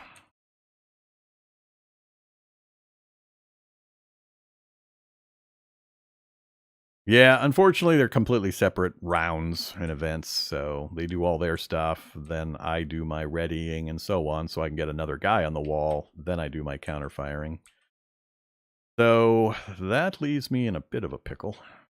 I was hoping to have 2 guys to fire the artillery. I think we'll do this. Well, we'll plan on putting one of the volunteers on the wall here, but first I have to decide who I'm going to supply. So we're starting at neutral. I don't have any big bonuses applying for morale, and we don't have supplies coming in to boost morale. So we're still at 3 each, and we've got 1, 2, 3, 4, 5, 6, 7, 8. So we're gonna do 2 guys and then leave 2 to go to rest. So you come over. I'm gonna leave the medic and a volunteer go into rest. 1, 2, 3, 4, 5, 6. Those 6 guys will come over, and we're gonna go back down to 8.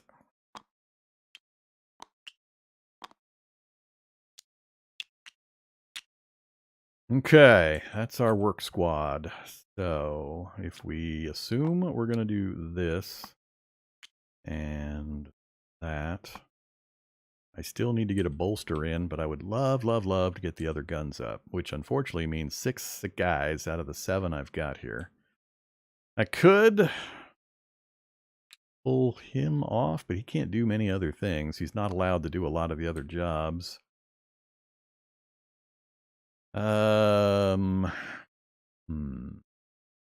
He could take the place of a soldier doing the artillery fire. Let's pull him back off. Let's do that to fire that, and then... Oh yeah, the wounded soldier. All right, let's roll him. Come here, you. You are how wounded? You are very wounded.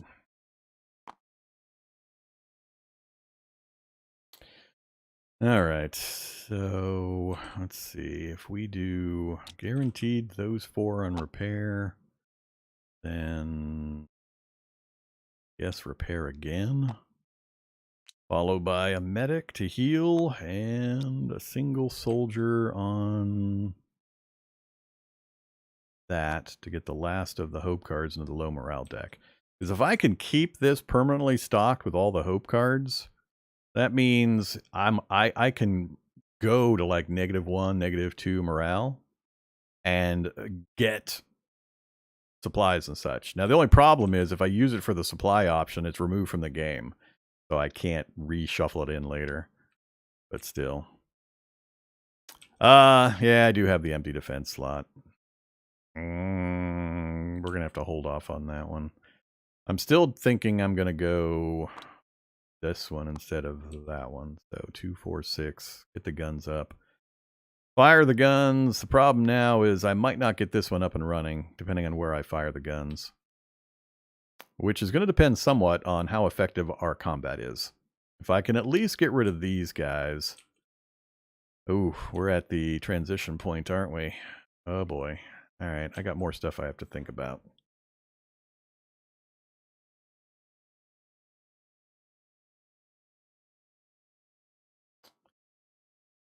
Oof, I might not do the gun this turn.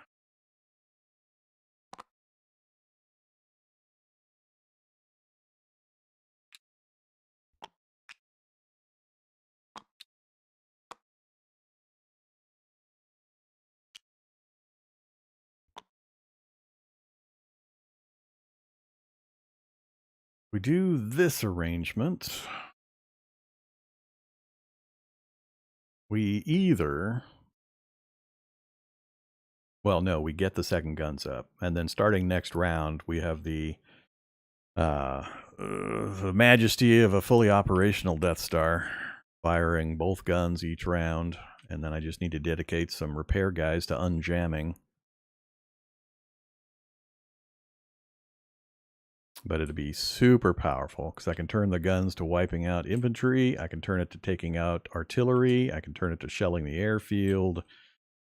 It gives me so much fluid options to help me out in various directions. I think that's a must. So let's do it this way instead. We'll get the wall defended. This guy can hit this first row. There is a difference between which units you put in here in that there is a range that they can hit out to. So this guy can only hit people in this first sector, as per this. Volunteers and hunters. Then the officer and the soldier can hit the back row as well. It's per gun. So 2 guys fire. I get to pick targets for each of the guns. And then whichever target you pick for that particular gun has its own jam roll. So if I pick to fire at like the artillery that's going to appear here, then I have to roll a 5 or a 6 to not jam that specific gun. And if the other gun is pointing to wipe out German infantry coming against the walls, there's also numbers over here that are a lot better.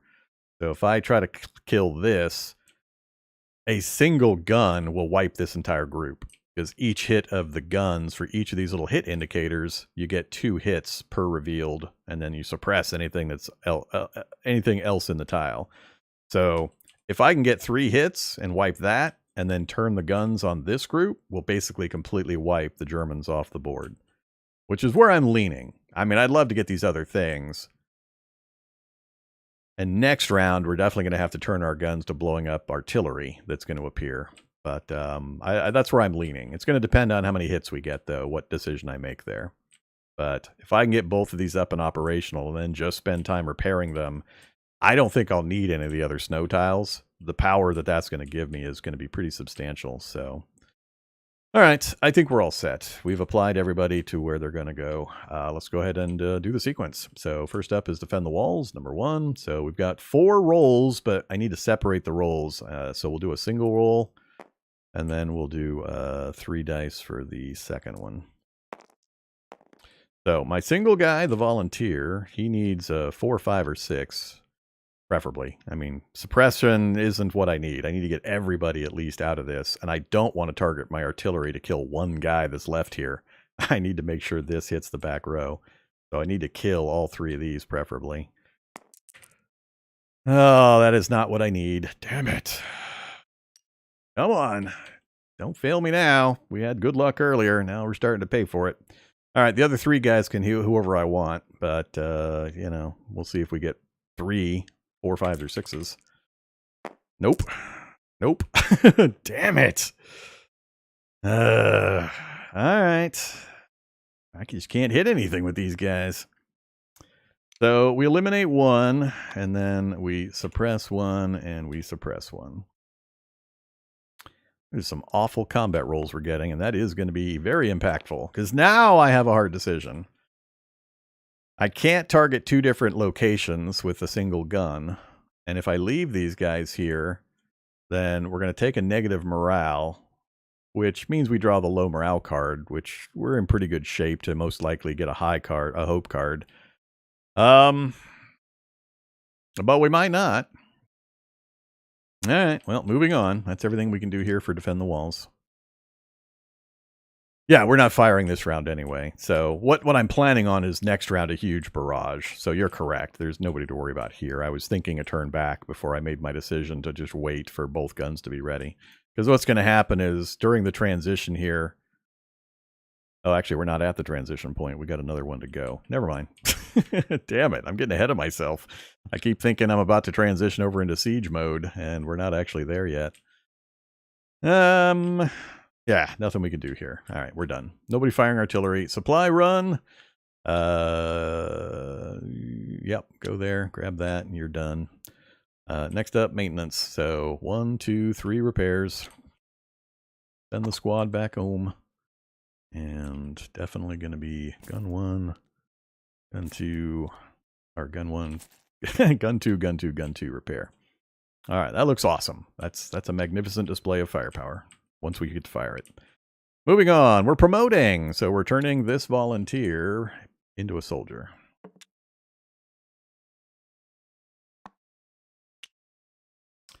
And they are done. That is complete. Next we go to the hospital. So a single medic is 2 points worth of healing. So 1, 2. Then we do relapse. Nobody in the waiting area to relapse. Then we do recovery. So he moves up to the final position. And next turn he'll auto heal back up to full. So we need a medic next turn yet anyway. We're done with the infirmary. Moving on to morale. So no, no, no, no, yes. So unfortunately we have to draw 2 morale cards. Make sure we shuffle it after all the other hope cards we put in there. So we're hoping for a hope card, you know, as you do. We got one. So when you draw the hope card, you must choose this as one of your cards. So I'm going to go ahead and choose it. So that goes back. But now I got to decide, do I want to leave this in the pile available to reshuffle in later, or do we just go ahead and take our supply from and remove this card from the game? I think we'll take our supply and just remove it from the game. It's more important now while supply has a higher value. So, actually, that might get shuffled back. So, remove from the game. You're over there. Okay, so instead of a bad effect, we get another supply. That's the benefit of stacking that deck as early as we could. Okay, we're done with our morale. Next up, check for surrender. None of them apply. Check the turn track. We do have 3 new patrols coming in. Number 3. And we are in the first attack phase now, so goes there. Number 1. And number 3 again. That route to those mist tokens is pretty grim. Pretty grim. All right, no other effects this round, so we just move the turn marker. Turn 6, first attack card. What do we got? It's got to be snow, right? Yeah, finally snow has arrived. What else? Increase suspicion by 1 and another German patrol. Number 6. All right, 4 more infantry after we do our recruiting. I definitely need to remove some guys from this section.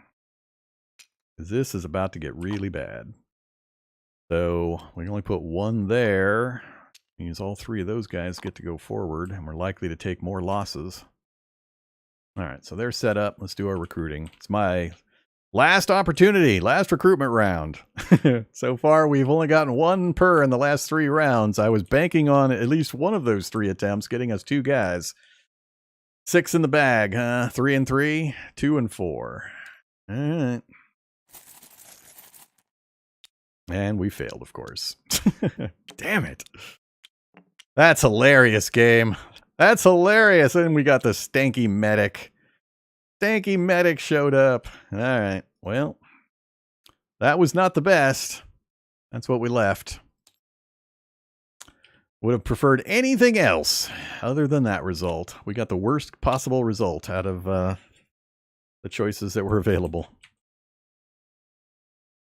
Yeah, this is purely a physics simulator. If you've never seen Tabletop Simulator, it doesn't do rules enforcement. It just literally simulates the tabletop board game. There's no difference in play or what it does. Other than a lot of the Tabletop Simulator modules will have automated scripts so that when you start the module, it puts the stuff out on the board, and then you'll click a button for how many players, and you'll click a button for any mod you want to use or so on.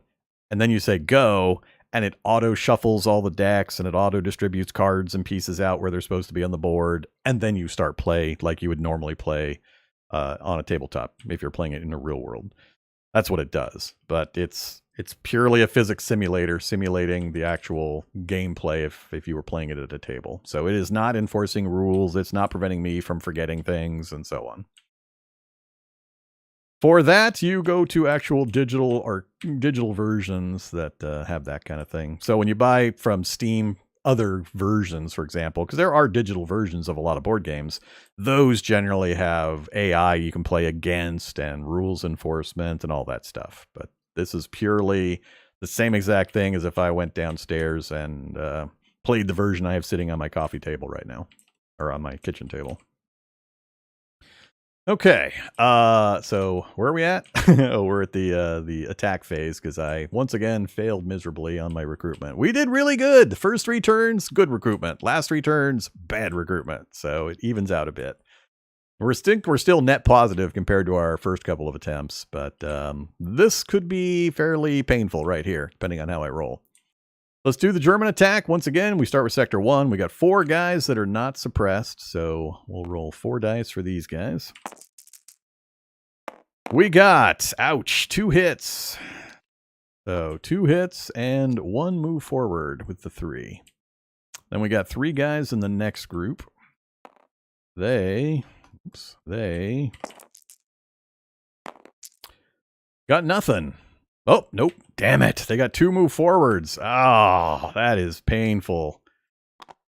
Damn. I didn't time it right. I should have gotten rid of these guys because this is going to suck. All right. Nothing we can do about it now. So now we tally things up. So we got 2 hits, but we have 2 defense. So the hits got blocked by our defense.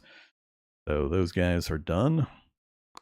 Then we got a move to there. And then we got these guys in the charge box, which means we're going to lose 2 guys to injury. So they get pulled back. And you are going to the hospital. So for the volunteer, we'll roll first. Volunteer is, the worst. And then the other guy, come on, something other than 1, please. Damn, they're really starting to rock and roll on the bad luck all of a sudden. I told you it was going to turn. I got nervous early when we got so lucky. Now I'm failing on all my attack rolls. I'm failing on all my wound check rolls. I'm failing on the events. Yeesh. Yeah, I talked about the scripted automation, but that's just literally automation of bookkeeping that is done in games where you have to like move cars to different piles. That's automated, or that's guaranteed to happen the same way every time. So you just push a button and it does all that busy work for you. That's still not rules enforcement, but it does help a little bit depending on the level of scripting and automation. Okay, so we got 3 guys in the infirmary. We were doing good, and now all of a sudden.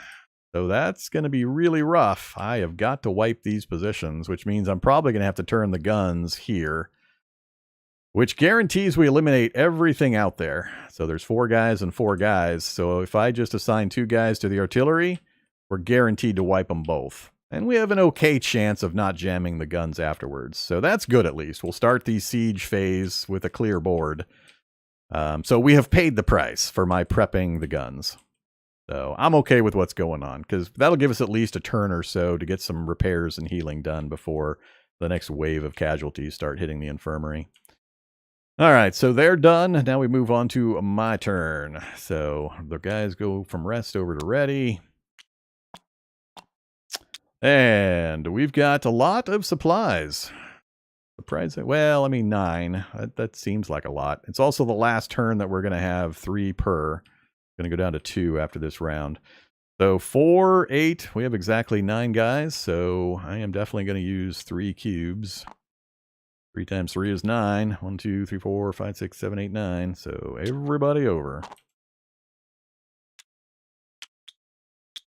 We got a lot of stuff to get done. All right, who's going where? So I'm going to do the same thing as last time. We're going to... Actually, do I delay this around? Let me think about this. So what's going to happen here is I'm going to wipe these guys out. It's guaranteed to happen. The only question mark is whether the guns jam. So everybody here is going to disappear. Next round, we're going to be drawing from the siege deck, and we're probably, on average, it's 5 guys are going to hit sector 1, but there's more sectors. There's like 4 sectors on the final board. So we'll block 2. They might get 3 hits unless we get really unlucky. I think I'm gonna not fill those positions this round. I'm gonna wait till next round. I think those guys can hold the wall. We won't get much outgoing firepower, but we'll have an option to man a machine gun and or do a kind of a charge attack of our own.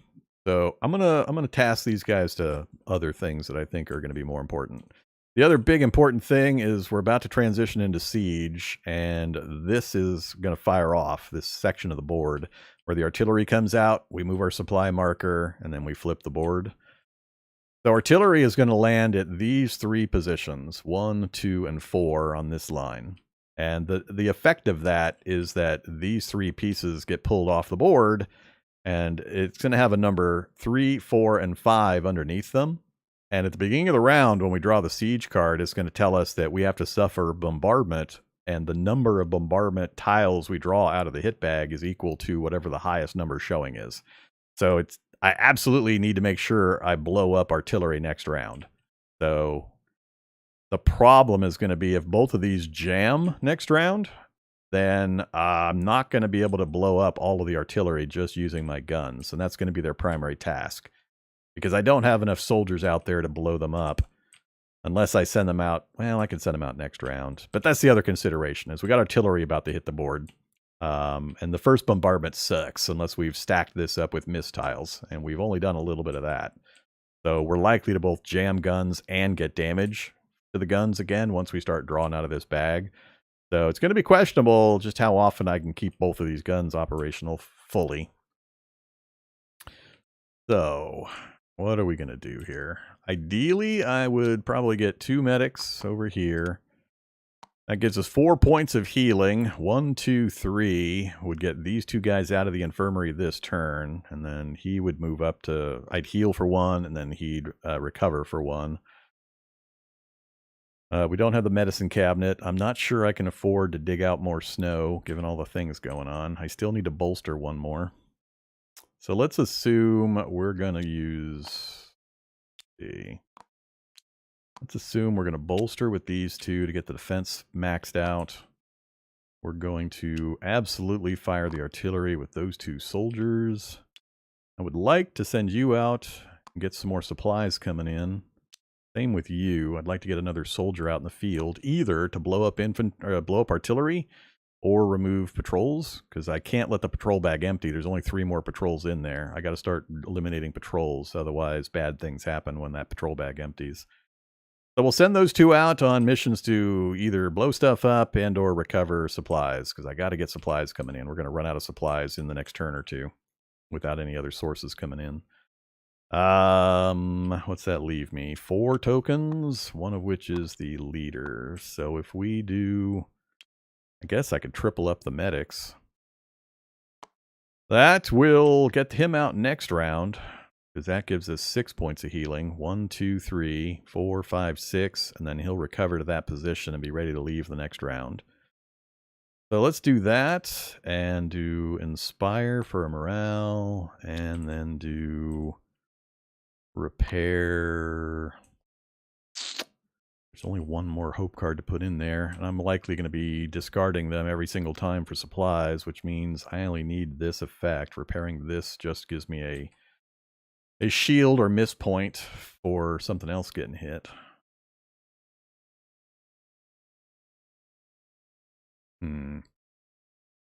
But having it here gives me the ability to unjam if they fail. So yeah, we better do that. I don't think the radio is going to be valuable enough. All right. Yeah, so that'll get us the final defense. We'll get to eliminate those with the artillery. We'll get 1 of them at least repaired back to full. That way we can guarantee if all I do is turn the artillery against my artillery against their artillery and counter battery fire, we can eliminate all 3 without me having to do anything else fancy. All right. I like it. Let's go with it. All right, so we're all done there. Let's do our attack. So 2 soldiers. I don't need to roll anything fancy, just 2 dice, and not really going to... I mean, it's free to attack, so no result is going to make it so I don't target both of those, but whatever. What do we get? 2 hits, of course. So we'll take the 2 guys there. Done with our attack. Moving on to fire artillery. We're still following up on the same thing. I'm still... Well, do I? I can actually split these now, because I can eliminate that group.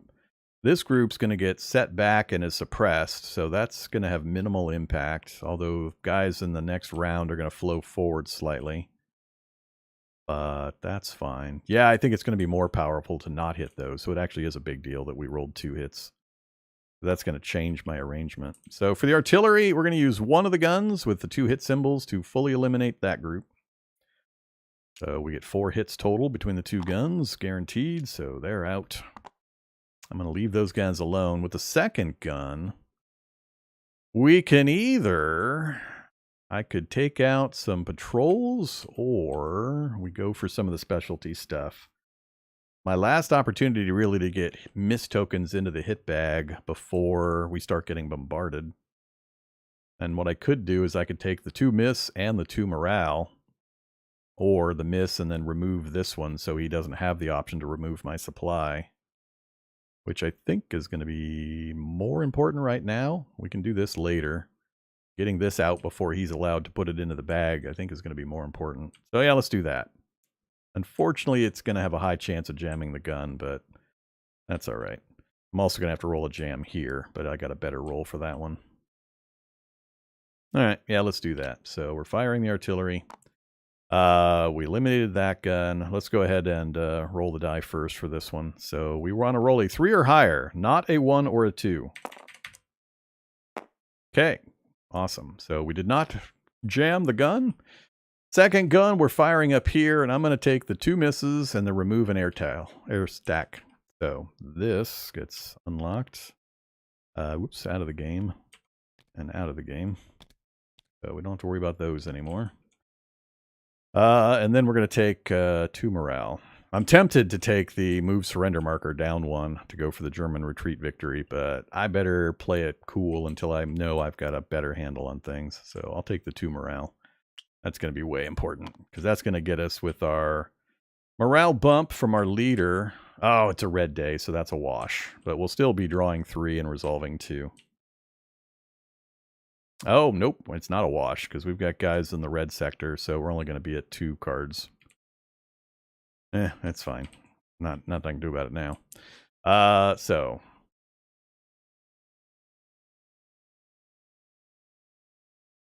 yeah, so we'll do that. All right. So we're done with the artillery. I just need to make the roll. We need a 6. We need a 6. Give me another 6. 2 6s in a row, please. Nope. All right, so that does jam, but we're about to unjam it. So this one jams. Then we move from fire artillery to supply run. So we're at 1 suspicion currently. What I could do is say it's a snow day, 4. We could go 1, 2, 3, 4. Stop movement, lower suspicion. The problem, let's see, I might do this in a different order. These guys come out. If I can... Well, no, that would have the reverse effect.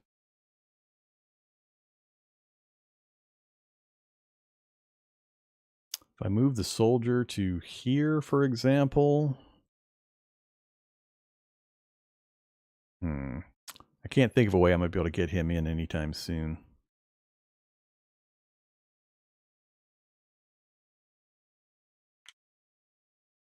If I go there and stop, it goes to 0. If I go... I can't leave them both in the same space. So I can't both... I'd have to send him up this way. If we do that, it goes to 0. Then I could do this and eliminate this German piece. Let's do that. So we eliminate him, back into the bag with you.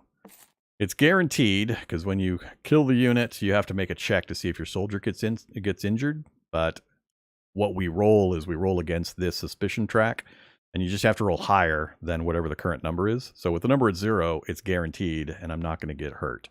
Now, though, if I try to sneak past this guy so I can get further down the track and guarantee I get in next round, I have to make that roll again, where, because this is going to go up 1. Then I have this opportunity to lose yet another unit and supply by rolling a 1, trying to sneak past this patrol. That would be 1, 2, 3 movement would be all I would get. That would get me to the safe position, though, where nothing can stop me from getting in next turn. But now I have to roll a die again. And if I roll another 1, oh, I'm going to have a shit fit. Shit fit time. All right, so we successfully rolled above the suspicion number, so we're safe. Sneaking past does increase the suspicion, though. So killing the unit increases it. Sneaking past it increases it. All right, I think that's the best result we could have had. So we got him a little closer to that group. He'll just run kind of lower suspicion runs as he inches his way up to the supplies, and then try to make a run back out again if we can clear the route. All right, supply runs are complete. Next up, maintenance. No snow shoveling. We are repairing. And we are repairing the gun, of course. Whoops, don't do that. Just flip it over. Okay. We're probably going to end up taking damage to that when we draw the tiles for the bombardment. But I didn't put my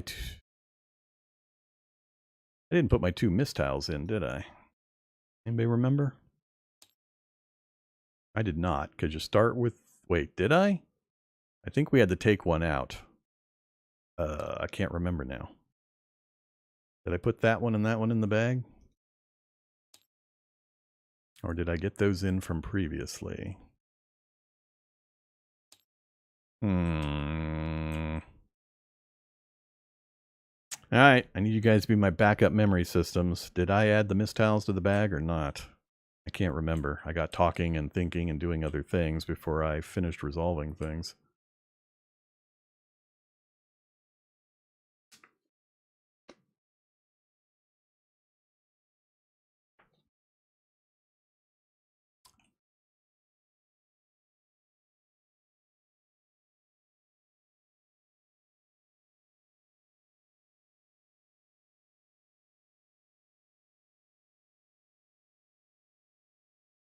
Oh, never mind. I did morale and remove an air stack. My bad. It's the way it's supposed to be. The thing I was forgetting was I did this option and I did this option. I didn't actually do the morale. Or, I mean, I did morale and I did remove an air stack. No, I didn't do morale. Oh, God, I am so confused.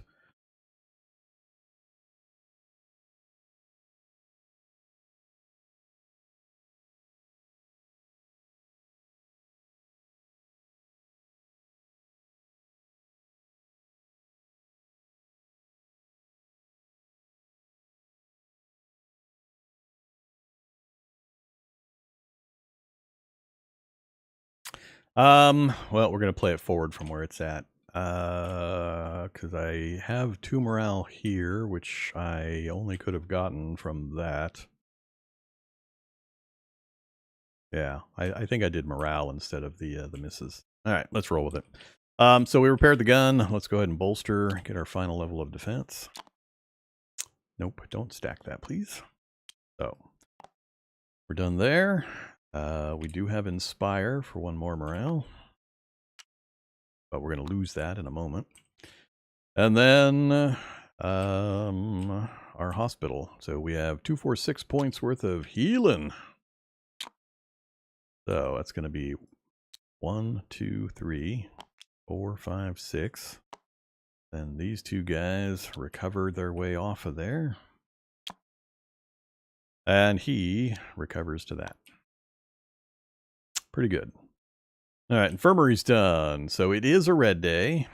And we do have defenders or German infantry in the red sector. So draw 2, resolve 1.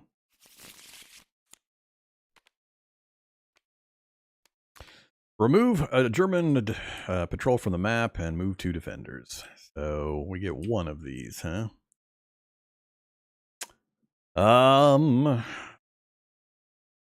We've got 4 patrols in the bag. We're going to have 2 here, then 3, and then 2. We'll be okay with the next one, which is at the end of the next day. And then we'll be able to start turning our artillery in other directions, hopefully, if we don't have too much of an accumulation down here. So I think I'm going to go for the move 2 defenders, save myself a little bit of supply, which is critical. So put that back and move some defenders.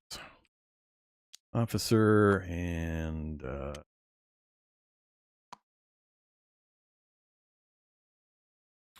all right, morale done. Moving on. So we check, and we have no German patrols, but we are on the retreat stage. So we got to do this board again. Pull the dice off. So get those guys pulled down a bit. Yeah. All right, so place artillery symbols. So we've got 3 artillery to pull off.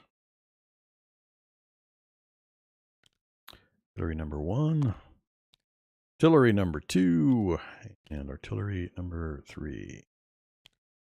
Consequence of that is next phase, when we draw the siege card, it'll have a bombard, and we have to draw that, whatever the highest rightmost number that's revealed is.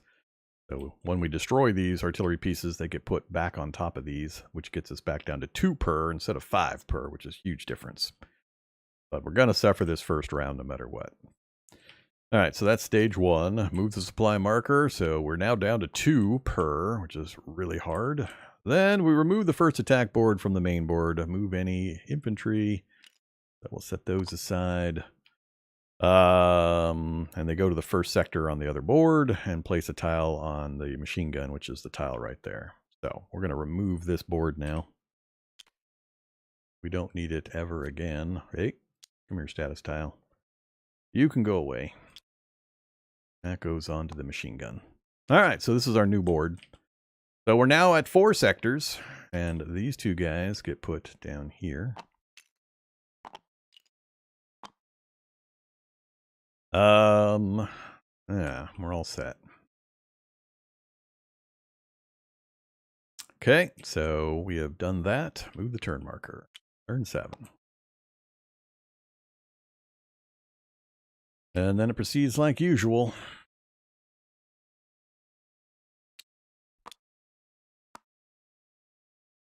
What do we got? 6 whole supply with no... we got 2 supply coming in this turn, but we're a long way from getting anything else in via that. I'm actually tempted to go -1 and or maybe even -2 and see if we can draw some more hope cards out of the low morale deck. We've got it so heavily stacked with hope cards. We're starting into the final siege, or final stretch, so we're in Siege 1. There's 2 turns of Siege 1, and then the last 3 turns are Siege 2, and then after that, there's a last stand card that gets drawn from here. And if we survive 11 turns plus the last stand card, then we check for victory against our track here. Okay, let's draw a card. Siege 1, the first siege card. What's it gonna be? Cloudy, you lose 2 supply. No, and 2 morale. All right, Cloudy. Youch. So we have 4 supply left. Painful. Very painful. Plus 2 morale. We have a large water tank or water leak in the supply storage, flooding our supplies. And then we see new symbols down here. So this indicates that it's time to put the next stack of air tokens into the bag. So into the bag with some defenders injured tokens. Next up is the bombardment. This is where we check the number and we draw that many tiles. And then finally we have 4 German infantry. So we're going to bombard for 5 and we're going to add 4 German infantry to the fight. So 1, 2, 3, and that maxes us out, and 4 goes up front. Okay, on to the next phase. So we're now going to suffer 5 draws from this bag. Ugh, I hate this one. This 5 it just always sucks, even when you do get some missed tokens in there. So our gun 2 took a hit. Gun 2 took a hit. Defense positions 3.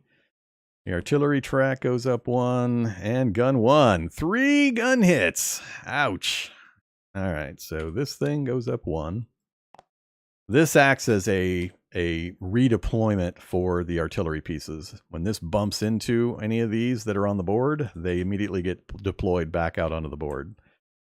So, and that also goes back into the bag, whereas these get put on the guns.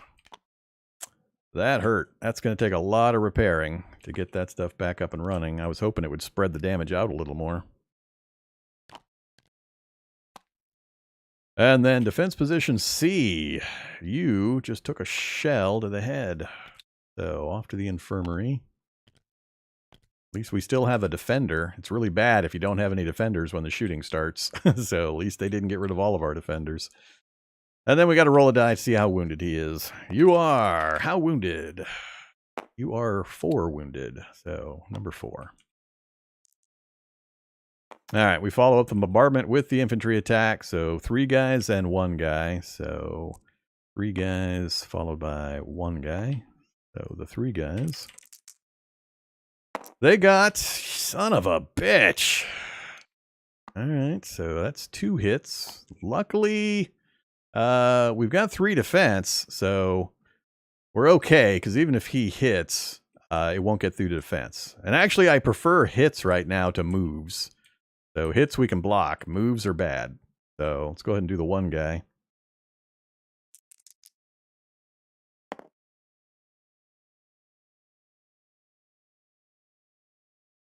So nothing happened with that. All right. So we blocked the hits. Actually, it was that. My bad. Yeah, it was one move and one hit. I forgot these guys hit on a 6 from this far position. So that's a hit, that's a move, that's a nothing. So hit, move, and then that's a nothing also. All right, so we block the hit. He moves up, and that's the only effect.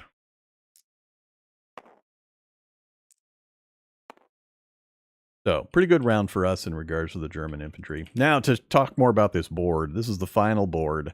This will be with us through the last of the rounds. 4 different sectors. They work the same as before in the most part, but the numbers have changed because the distances have increased. So only a 6 hits from this position, then 5, 6, 5, 6, and then weirdly only a 6 from here, but whatever. But yeah, so the numbers have changed slightly, and there's another column now. There's a grenade column. So if there are at least 2 hits in the grenade column, which can only occur when they get close, when they get into these 2 spaces, so a 2 or a 3 or a 2, if you get at least 2 grenade hits, it removes our defense. It lowers our defense by 1. So the explosions against our wall positions weakens them, and we lose a defense point. So that's what the grenades do. If 2+ grenades are rolled, lower defense by 1. But otherwise, everything works pretty much the same. They're going to advance forward. It's bad when they get to red. It's very bad when they get to charge. And we want to always try to maintain units in the positions. If at any time an infantry attack starts and we have nobody on the walls, instead of firing their guns, they see the empty defensive positions, they all rush forward a space. So these guys would move forward to 3, these guys would move forward to 2, etc. All right, let's unsuppress and move on. Oh yeah, and we have 2 additional options now. We have reckless defense. I can assign somebody to this position. It only takes 1 guy, and they automatically hit and kill 2 of the German infantry units when we do that. But we then have to injure and move to the infirmary or the waiting area, the unit that we did that with. It works really well when you have the medicine cabinet out of the snow deck, because there's an option in this to fully heal somebody. So you send somebody on a reckless defense, you get 2 guaranteed hits, and then you have a medic in here, and he instantly fully heals the guy, and then he's available to do it again. And you just keep waving, you just keep circling guys into that, and it's really powerful. We don't have the medicine cabinet, so low rolls on the medic thing means it's a long time before they come back. So it's a lot trickier timing-wise. And then we have the machine gun. A, B, or C, a defender in one of those positions has the option, instead of their normal firing, to fire the machine gun. And you just roll the dice, 1 to 3, you suppress 3, 4 to 6, you hit 3. And then it flips to jammed. And it automatically jams. There's no roll for it. So you have to repair it to unjam it and then fire it again. So between those 2 and any artillery support, if you can keep that up, you can usually keep the Germans off the board. And what I need to do absolutely is turn 10 and 11 are the critical ones. I need to just keep the German infantry on these 2 positions. If I can keep them here, then they won't be able to get close enough to wave attack us over the walls, and we'll probably survive. So that's where it's critical. We got a few turns. So we're just going to kind of try to keep them from advancing out of this first sector as much as possible. All right, so they're done. Time for me to do my thing. I got nobody to move from rest to ready. We're down to 2 per cube, and we only have 4. This is where it starts getting really painful, and we're already at -2 morale. So, and I got 1 supply coming in with a soldier and 2 supply units. Do I risk? Let's see, what else? It's not a red day. I won't have anybody in the red sectors, so we don't have any negatives to worry about here. So if we push it to -3, we'll draw 4 cards. Very high likelihood we'll have at least 1 and maybe 2 hope cards. I might take that. This round in particular, because delivering the supplies is going to push us up 1. If I inspire, it'll push us to 0. All right. Let's do 1 for sure. Let's assume I'm going to do 2. And I don't need medics. Actually, it would be good to get him up a space. Let's say I need 1 medic. So we're going to get 4 guys with the 2 cubes I spent. That's 1, 2, 3, 4. I need to get guys on the wall. So if we do a morale loss to take that, and then I can't do another morale loss until I raise the morale because we just lose a defender if I go lower.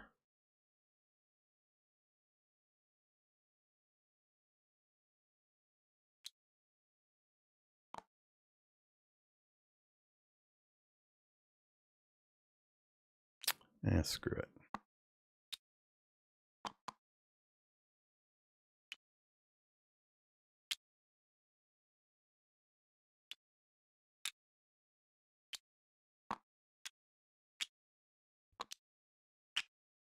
All right, so let's try to get the max utility out this turn.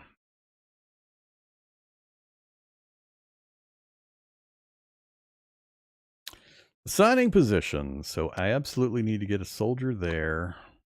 And I think volunteer here won't do anything. And it also won't help in the reckless defense.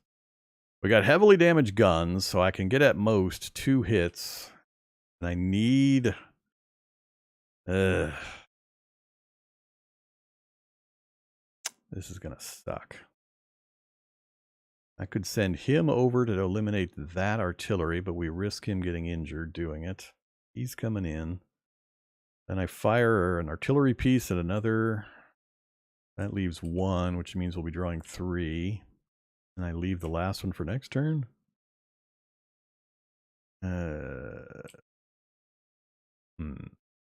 I need to get a lot of repairing done. I got to get these guns back up. The worst of the artillery barrages is over as long as I can eliminate as many of these as possible.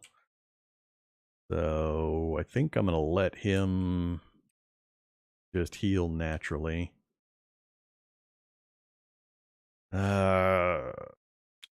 Let's get another soldier there. We absolutely have to fire the gun.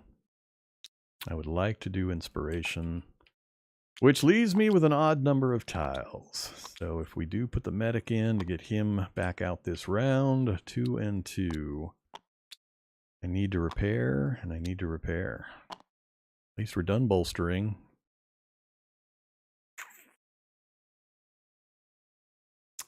Not going to worry about snow shoveling.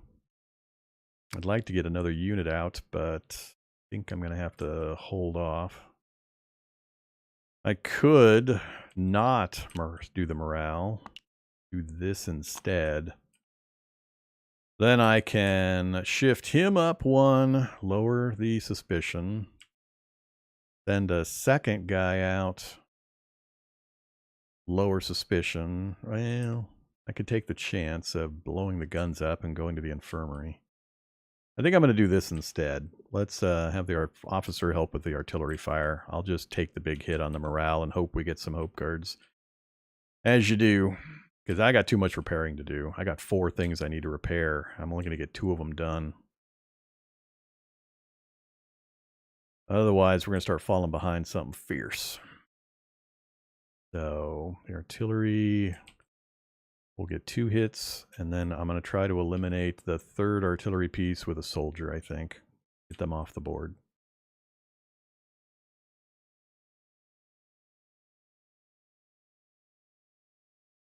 Actually, that's only going to get rid of 1, because I don't have the other thing undone. Yeah, alright, let's do it that way.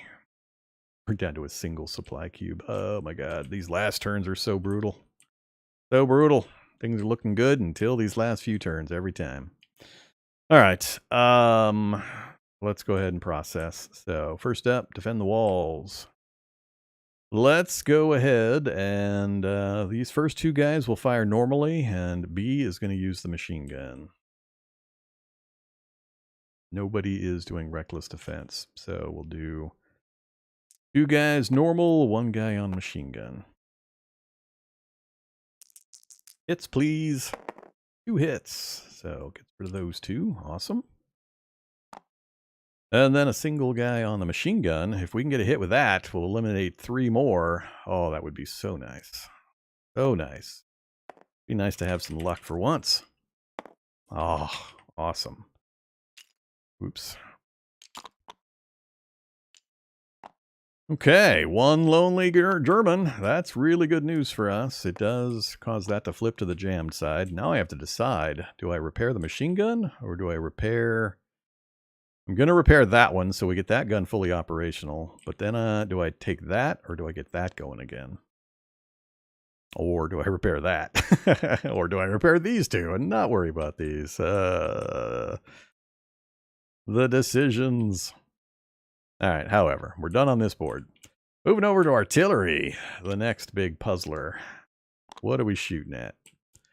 We got two guns that can fire. I am not firing down here. That's out. So it's going to be up here, I think.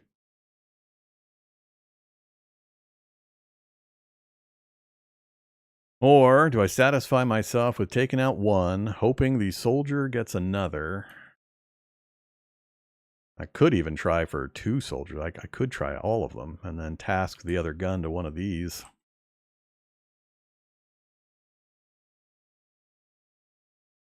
Yeah, it's damaged and jammed. What?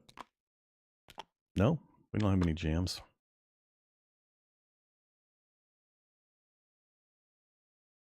We got those resolved. Or do I task both guns to removing artillery and then only have one of my soldiers who risk themselves? I think we do that. So I'm going to fire both guns at this row here. So 2 hits. We're going to remove that artillery piece and this artillery piece. That's those two guys complete. We got to roll for jam. 5. So 2 dice. We need 5 or 6 to not further jam. Top one up. So we did not roll for either. So jammed and jammed. Gun 2 is out. Was hoping for one of them not to jam. All right, so that's complete. Next up, supply runs. So he's coming out. He's coming in. He is going to go after that, but we're going to do it like 1, 2, 3. And he's going to stop moving to lower suspicion. Then he is going to go... He's going to go to here, and again, lower suspicion. He is going to go 1, 2, 3, 4. He's going to blow up that artillery piece. And he's got 0, so it's guaranteed with no chance of him being wounded, and that'll raise suspicion. And we're also going to raise suspicion again when we deliver this. He goes over to tired, and this is actually a soldier token. So we get a soldier, 2 supplies, and a morale. So 1 morale. Turn that in. Get a soldier. And 2 supplies. Okay. That was good. That was good. We got done what we needed to get done. So we got all the artillery pieces off. Now we'll only have a barrage of 2 this next round, which is vastly different than 5. Hopefully we can get ahead of the damage curve at that point.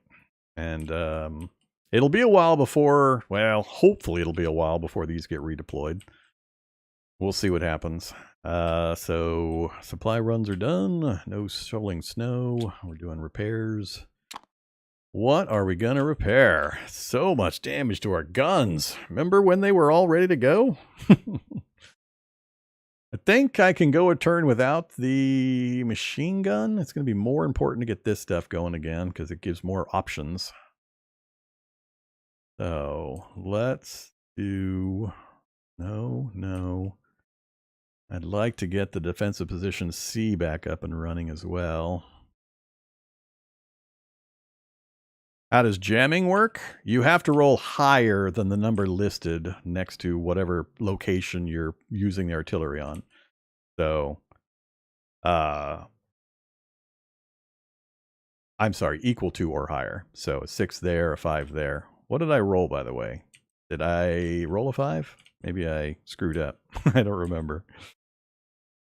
In my head, I was thinking I needed a 6 because that's the most common one I get. But that's all it is you have to roll equal to or greater than the number. Yeah, 3 and a 4 sounds right. So we failed regardless. But that's all it is. You just pick your location. So if you shell the airfield, you're guaranteed a jam unless you roll a 6. So 5, 4, 3. So the closer you are, the less chance it jams. They're just old equipment. So it's easier for them to fire closer than it is farther. You have to pack it full of more powder or whatever. I don't know how these guns work in this fort, but the farther away you're shooting, the harder it is for them not to jam. And then also on the location here, it's the reverse, actually. It's harder numbers the closer to the fort because it's danger close. So...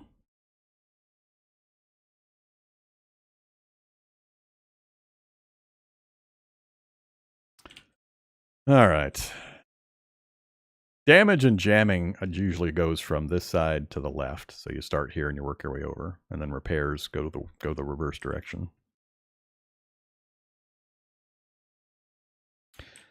All right. Where was I? Oh, we had done this, so we're all done there. I was deciding on repairs. So what do we pick? 2 repairs. I could get gun 1 back to full operation if I don't go defensive C in the machine gun.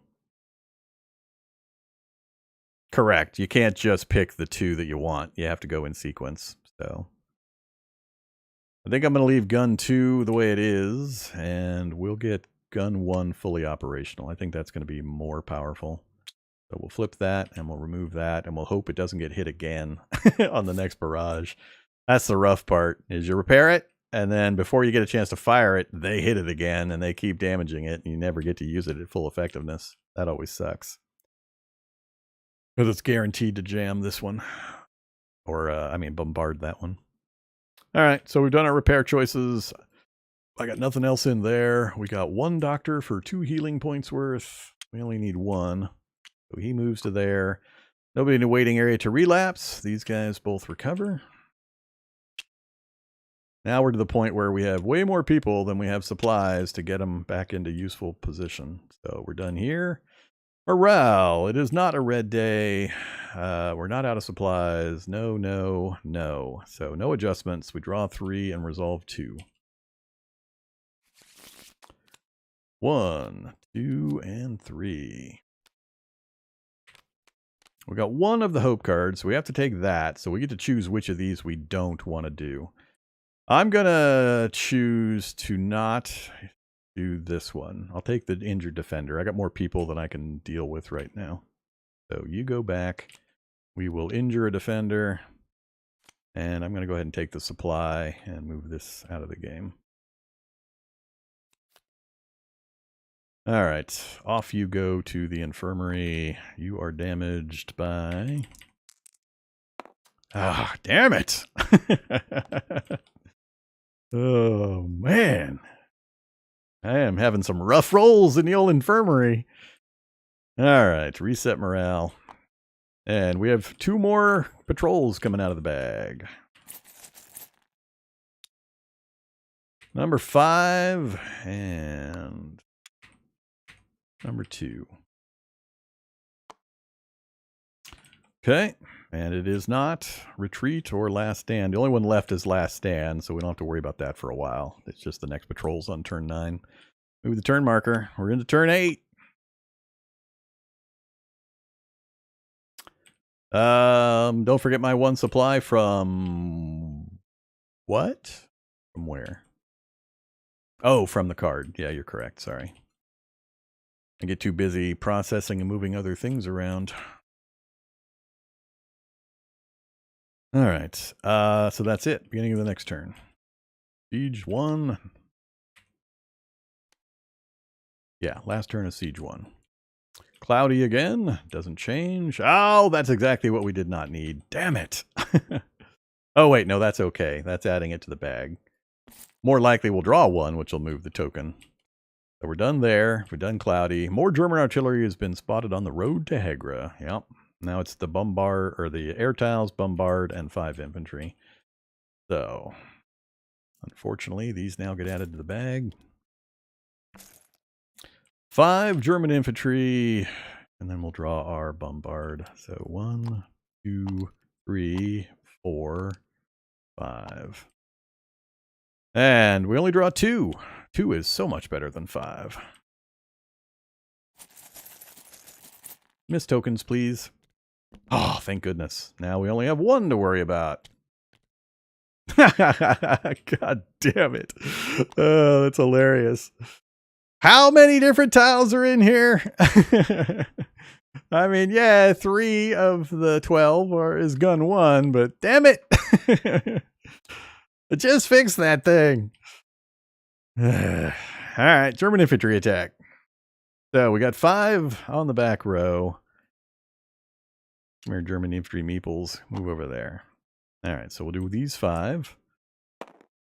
We've got a full 3 defense, and they need 6s to do a hit. I'd rather have 6s, so we want 1, 2, 3, or 6. We don't want 4, 5. So. All right, well, you know, that's probably the absolute worst I could have gotten. Oh my God, other than 6 hits. So we're guaranteed to block the damage, but now I got 3 guys that advanced. That sucks. Thanks, game. Now we got the 1 guy remaining. Random is kicking my ass all of a sudden. Null result on that one, at least. So we block the hits. They don't go through, but you guys get to advance. All right, that's the end of the German turn. It's our turn. Rest to ready. We're going to do at least 2, and then I'll think about it. So that's 4 guys. It's definitely going to be 1, 2, 3, 4. Yeah. Now I got to think about it. So we didn't get a negative morale this time. We're not on a red day yet. So I'm going to be willing to go at least... How many more do I have in here? Search. 1, 2. I got 3 more hope cards in the low morale deck. I'm going to be willing to go down at least 1. So that'll get 2 more guys over, and then I'm done. Because that'll leave me 2 to put there, and we'll just let that guy sit back. All right. Unfortunately, the problem is I got no supplies due in anytime soon. And I got to get the suspicion track down. Need to get another guy or 2 out into the field, if for no other purpose, just these volunteers, because I don't have to supply them while they're out in the field. That's a very important thing that you got to realize, is that while they're out here, I can have them just bumping up against patrols and lowering the suspicion so that my other guys can actually get useful stuff done. And I don't have to supply them while they're out there. So when we get to this stage, it's really good to get a few guys out into the field so they can run interference for the other guys. And they're not going to do any good sitting over here anyway, except to man the walls later when we start getting lots of attacks. So we'll see what we can do. You're gone. Okay. What do you mean stealing? It's their families. They're just dropping by home and having a snack. They're not invaders. They live here.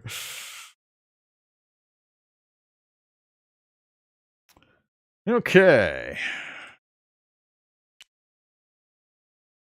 What to do? Tasks that need to be done. Again, a big wave of repairing. Like I said, I would like to get a few guys out in the field. But let's assume we're going to... I might actually wait around on firing the gun so we can get repairs done. So I'm going to assume I'm going to go Inspire for the morale. Or do I take the -1? If we're not firing the gun, the only other thing he can really do is Inspire or Promote. I wouldn't mind getting another soldier. Yeah, let's assume Inspire.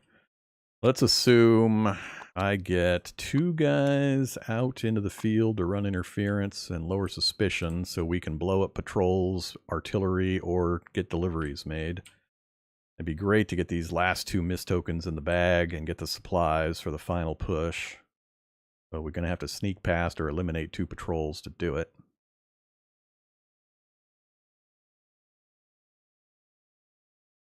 Unfortunately, these guys are going to have to end their movement to get those 2. Yeah, I'm going to try to get 2 of those guys out there. Let's do... I got 1 guy that's heavily wounded. Damn it. 1, 2, 3, 4. We'll get him out of here. So we'll do 2 into the treatment. That'll get him out. And then let's do repair. The alternative is I pull these guys over to repair and then get 3 repairs done. We're still only going to get 2 pulls from the hit bag.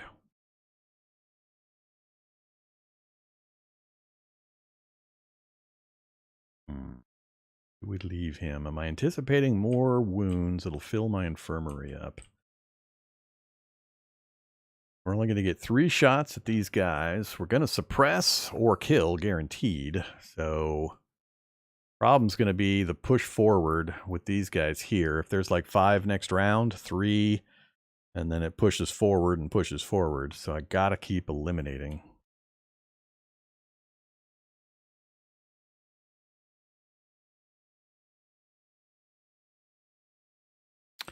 And these are free attacks versus meeting supply. So that's the other consequence. So I might go repair the machine gun so we have a better chance of mowing people down. So I think I'm going to not do the artillery. That's for sure. I'm really just debating, do I think I can afford to leave him in here for a round and pull these guys over? I'm done snow shoveling. I've given up on getting any more of that done. It's too late in the game to put anything into effect, really. So if we do 3 repairs and we do a machine gun, so that next round we can start, or we can apply it again to these guys, repair the defensive position, and probably repair gun 1 again. I think that'll be the 3. Yep. All right, let's do that. Okay, so we're all done assigning. First up is firing. So we don't have the machine guns. I'm not going to resort to the reckless yet.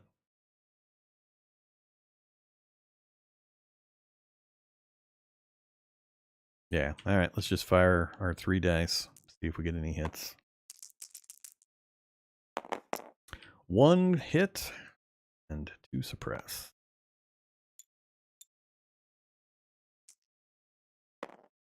All right, combat is done. Moving on. We're not firing artillery. We got a lot of supply stuff going on, though. So how do I want to do this? You're moving up and stopping. I got 2 soldiers, and I got 2 guys that can just kind of run interference. I think I'm going to do... We are 5 movement. So I'm going to go 1, 2, 3, 4. Lower that. And 1, 2, 3. Lower that. That will both get them closer to somebody getting up here. And I'm going to use the soldiers to eliminate patrols. Ideally, I'd eliminate both, but I got to get him past this patrol to get to that. Or that patrol, so... I guess I could do it in whatever order I want. I could... when is our next patrol? We got 3 coming in next round, but it's at the end of next round. So that means if I get rid of a couple now and a couple next round, I could possibly clear out all 4 of these with my helpers here lowering suspicion. So let's do...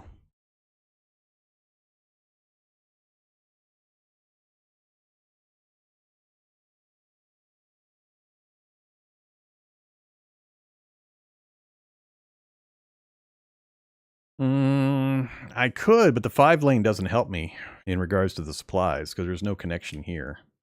So I need this route cleared, and I have no way of getting both soldiers to this point. And actually, do I? 1, 2, 3, 4. Now, I can't quite get both soldiers onto this. But I can kill one now and one next turn before I move this guy out, so. And I'd like to get another guy in there this turn if I could. I wonder if it would be better to sneak this guy past, get that other thing picked up this round, then next round focus on killing these two guys. I'd have to do one with an artillery piece, though, which would be a little sticky.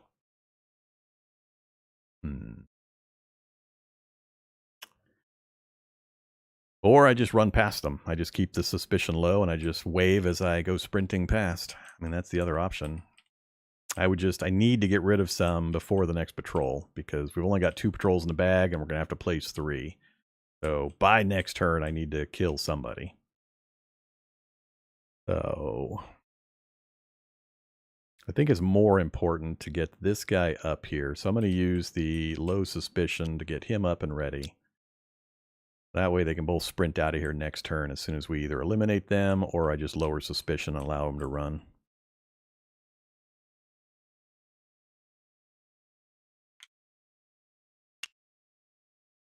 And then, because we snuck past, we do raise that. And I'm going to reposition you to here to make it easier for me to position to kill that if I need to. That'll lower the suspicion again. Yeah, I think I'll go for that. Next turn, we do just need to make sure we eliminate at least one patrol through some means. And I'm probably going to eliminate both. We'll see. It's easier to eliminate both because then I can have both guys sprint past. But we may not be able to arrange it.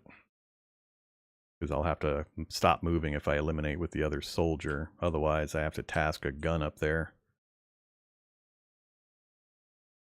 All right. Yeah, that's what we're going to do. Then we have to make sure all of our guys pull back into the fortress by about turn 10. So it's tricky. Tricky.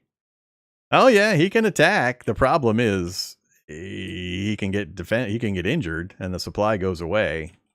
So if you try to sneak with him, which I tried early run, we tried to sneak past this guy and I lost a soldier and a delivery token because we got captured. We failed the sneak roll. We rolled a 1, which was the only thing that would get him caught, and we lost both the supply and the soldier. If we attack with him, then the soldier can get injured, and we lose the supply that way as well. So, but at least the soldier doesn't get captured. He gets to go to the treatment area. All right, we'll make do. We'll see what we can manage with this. All right, so we're done with supply run stuff for now. Let's see. That means it's going to be 2 turns before we get that back to get more hit tiles put into the bag. So we're only going to get a benefit for probably the last 2 rounds, assuming we get these guys into base. If it snows, it'll take us another turn, so it'll be turn 10. So we're actually only going to get 1 benefit, which sucks. But I need to do it because I need the supplies, regardless of whether the mist tokens go in. All right, we're done. Let's move on. So 2, 4, 6, 3 repairs. Going to be flip you, repair you, and repair you. All done with that. I've got 1 morale point from the officer inspiring the troops. Put this back to 0. We got nobody in here, so nobody to relapse. You get 1 recovery point. And it is not a red day. It'll be red days from here on after today. We've got supplies. No, and no. Nobody in the red zone.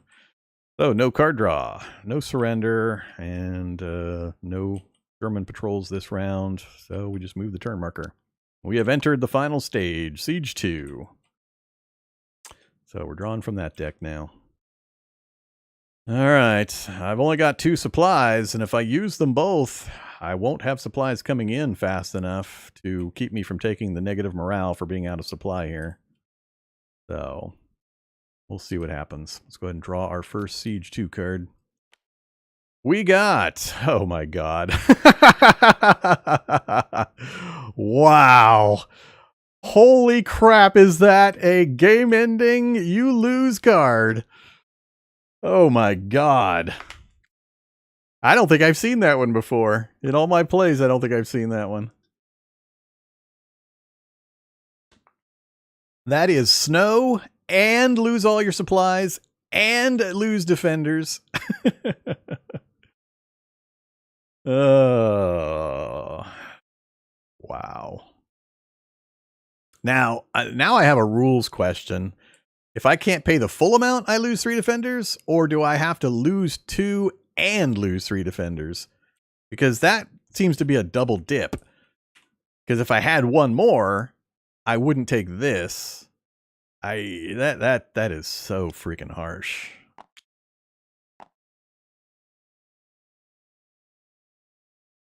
Yeah, it looks like an either or instead, not a pay what you can and then lose a defender per one you can't pay would probably be the way they would word it. Yeah, it would be lose 3 and then injure a defender per one you can't pay would be how they would word it. So it's an either or, but we have to take the first one. So it's going to be bad enough. All right, so we got the wonderful snow again. I moved the marker. We've lost our supplies again. Our supply storage took a direct hit. It's 4 infantry plus the barrage and the airplanes. So let's unlock these. Get this done. So we got the air done. 4 infantry and do the barrage. So 1, 2, 3. Maxes that out. And 4. All right. Ouch. Man, is that vicious. What timing. Okay. Well, that makes this an interesting round. What am I going to get done? Plus, it minimizes the movement of my troops out in the field. All right. Well, let's do the infantry attack. Or, I mean, let's do the barrage. So we got a 2-tile card draw. First one, -1 morale. Second one, injure a defender. Okay, and the card tells us who to injure, so we have to injure a soldier. So you're going to the infirmary, and we lose a morale. Both of these are now out of play. And the soldier injury, come on, don't roll a 1 or a 2. Light injury, graze. That's better. Finally. All right, so you're there. Barrage complete. Let's do the infantry attack. So full group of 5 in the back row. We still have our 3 defense. And nobody got blown off the wall this time. So 4's our move. Everything else is nothing. So these 2 are going to move up. And we have 2 guys in the next row. Come on, I want you to get hits. Don't get moves. Get hits. Get 5s or 6s. 1, 2, 5, 6 is what we want. Because I can block all the hits. Hey, look at that. So we block the hit, and the 1's a nothing, so we're just not going to do anything. So these guys, unfortunately, do move up. So he gets to move forward to there. Darn it. And now you guys get to stand up. Okay, so there we go. Yeah, we finally got a round where I don't have to do a big repair wave again, but the problem is I can't get units out to actually do things. We'll get the use of the machine gun, yay. And I'll have to contemplate putting somebody on injure, because I've got to clear these. If we can just clear one more time, we're almost going to be guaranteed a victory, because they can only move so much if I don't let them stack up. So we've effectively got 3 more rounds now that this one's complete. If I can wipe this, we're close to getting a victory. So, because just realize the movement rates, the hits are maybe kill my guys, but as long as I can keep putting units out to defend, they don't get the free advance. So the danger is not having a defender here, having the defensive positions all get annihilated simultaneously, and then they all get to push forward. So that's the tough one.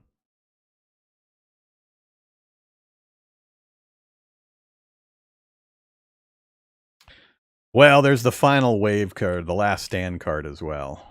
So you got to process that as also.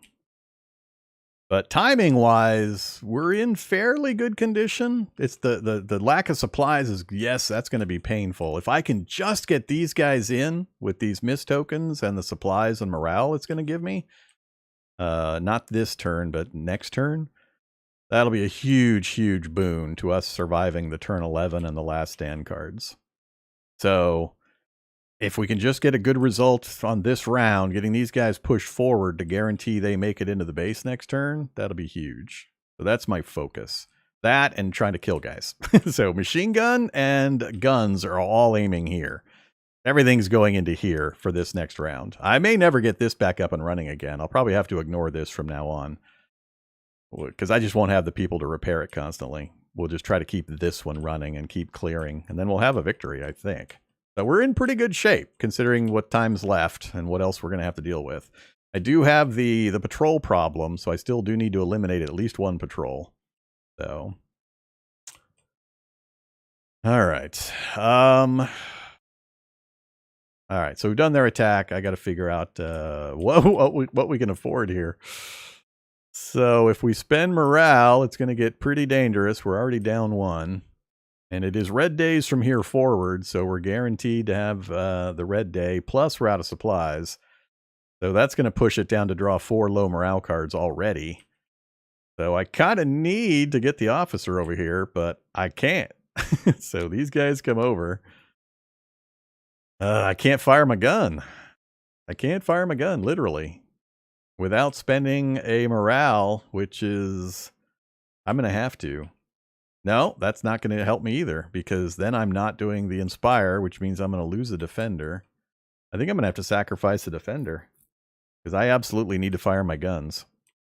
So we're going to have to lose a morale to do this, to fire the artillery. The consequence of that is we do this, and then later we take 2 more dips, so it's going to go to draw 4, and then we're going to lose a defender, at least. I can't counter it with supply run because we can't move fast enough, and we got to get rid of some patrols.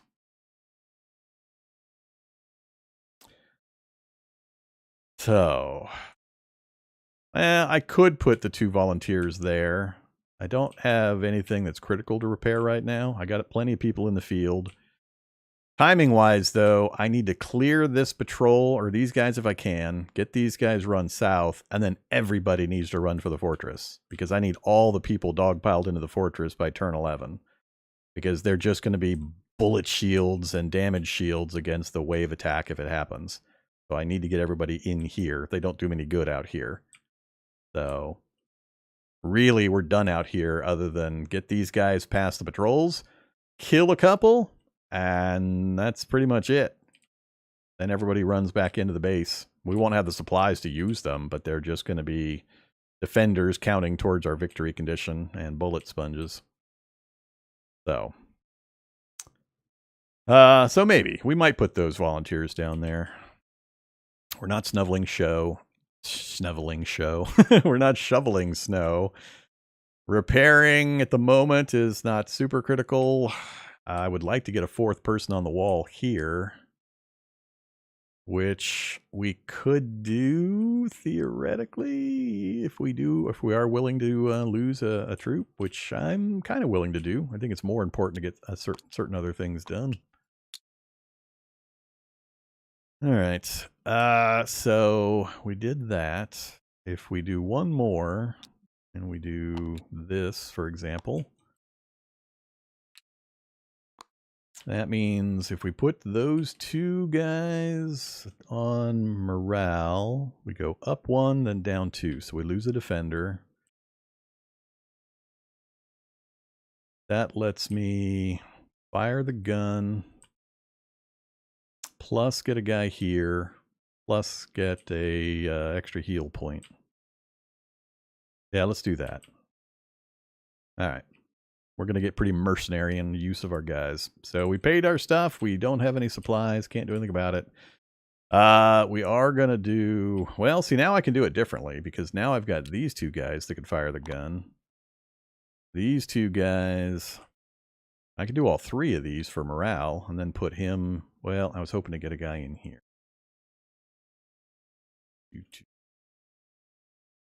I think it's, well, is it more important to get one extra shot? Because what's going to happen is we're going to fire the guns at this row. We're going to have this fire with the machine gun. Between this is guaranteed 4 hits, and this is a possible 3 hits. That would wipe just about everything. What's more important?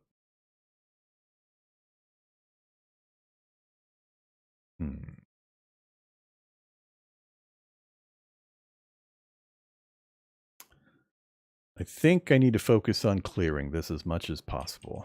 So towards that end, let's do this, this.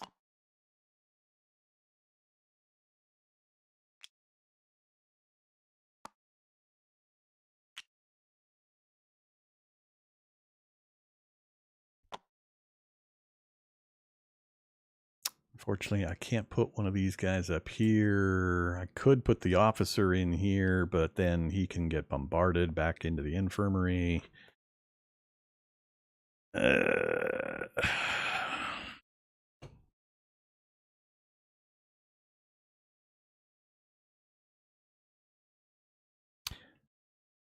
Yeah, let's leave it like this. All right, so we're going to put you guys in the rest section. And you are going to be our sacrificial lamb that's going to get taken out by the lose a defender when the morale stage comes around. Yeah, these last few turns, this is where it gets really, really rough. You gotta make tough choices, which is why I really like the game. It's all set up until about turn 8. That it's, how do I live through this? We're going to hope that some of the hope cards show up. That'll help us tremendously because that'll get us some supply. To go along with all the bad stuff that's about to happen. But, you know, we'll do what we can. All right, so they're all signed. Let's go ahead and roll through the turn. So we got 3 guys firing normally, 1 guy firing the machine gun. So we'll do 3 guys firing normal, followed by the 1 guy on the machine gun. All right, what do we got? 4, 5, 6, please. This is when I need them. I hate you, game. I hate you so much. Oh my god. I hate you so much. Please don't give me a 1 or a 2 here. So this will be a possible 6 kills that's going to turn into 6 suppressions, which will get me nothing. Come on, 4, 5, or 6. Don't do me dirty. Oh, thank goodness. All right, so got to kill the guy most forward, even though he's suppressed. And then 2 more guys. So 1, 2, 3 kills. Is that the best, actually? Let's change that. Let's put you back and pull you out. That way, when I fire the guns, I can wipe this row with the 4 hits that we're going to get. We don't waste any.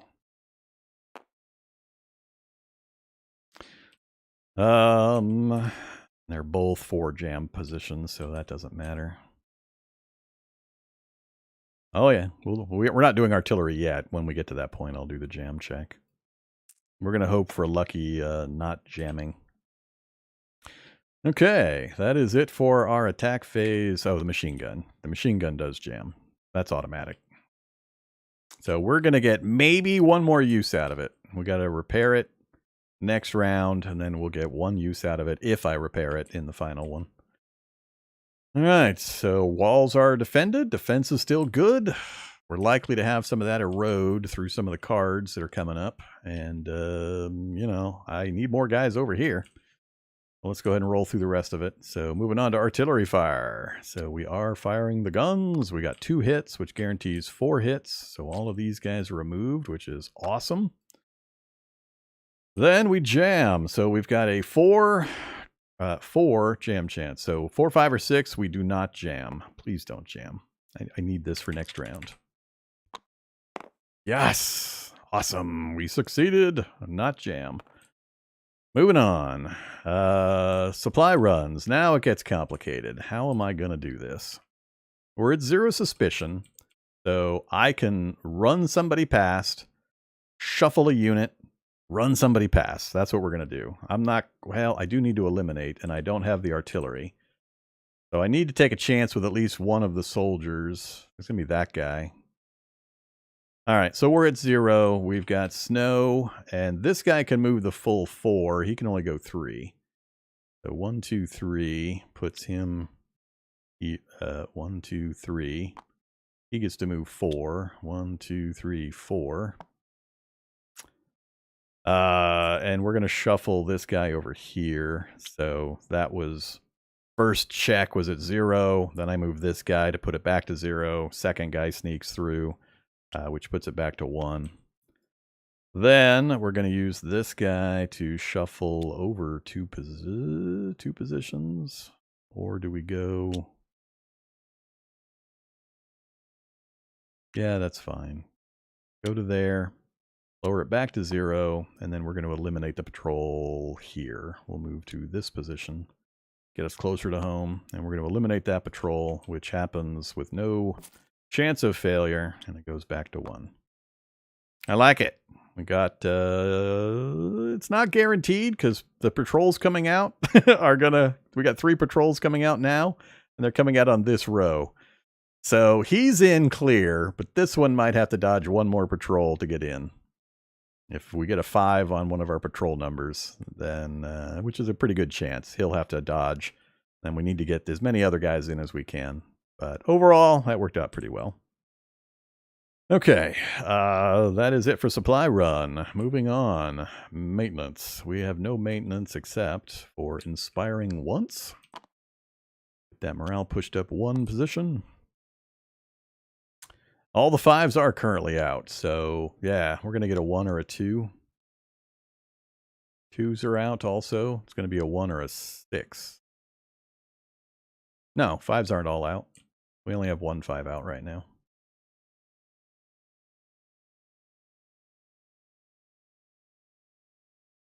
Yeah, but there's a gap here where it pushes 2, 3, 4, and then 5. So we'll see what happens. Can't control it. So we inspired. We rolled that up. Moving on to the infirmary. We have 1 medic healing. That gets us 2 points. 1, 2. Doesn't quite get him out of here, but pretty close. Then we recover that guy. Nobody relapsing. We're done in the infirmary. Moving on to morale. So it is a red day. We lose 1. And we are out of supplies. We lose another one, which means we lose a defender. So he says, nope, I'm out of here. He takes off. All right, now we get the fun. Draw 4, resolve 3. Come on, hope cards.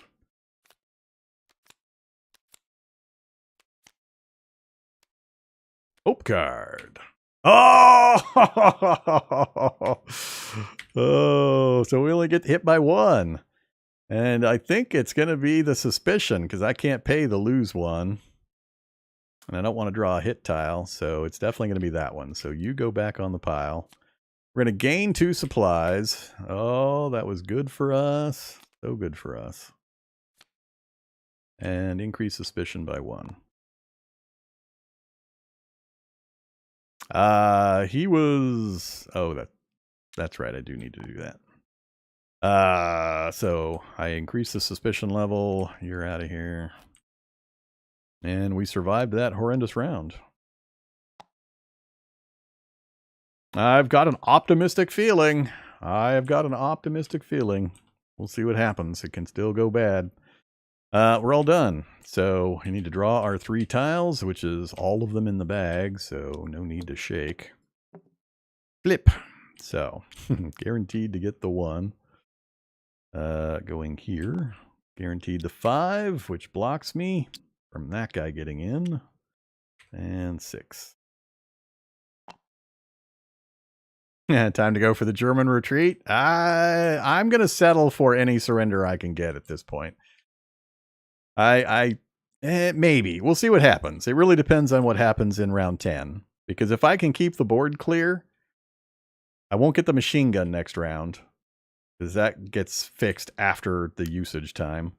So we'll save that for round 11. But yeah, it's going to depend. We'll see what happens. But I might on the final round be able to fire the gun. The problem is I can only move this once. I can't pick that for both results. So I can move it down to a truce, which would be great. I mean, I'll take anything at this point. This is our third attempt, but we'll see. All right, so we've done that. We did that. That's it. Move the turn marker. Turn 10. Oh, we're so close. So no special effects other than the red day this turn.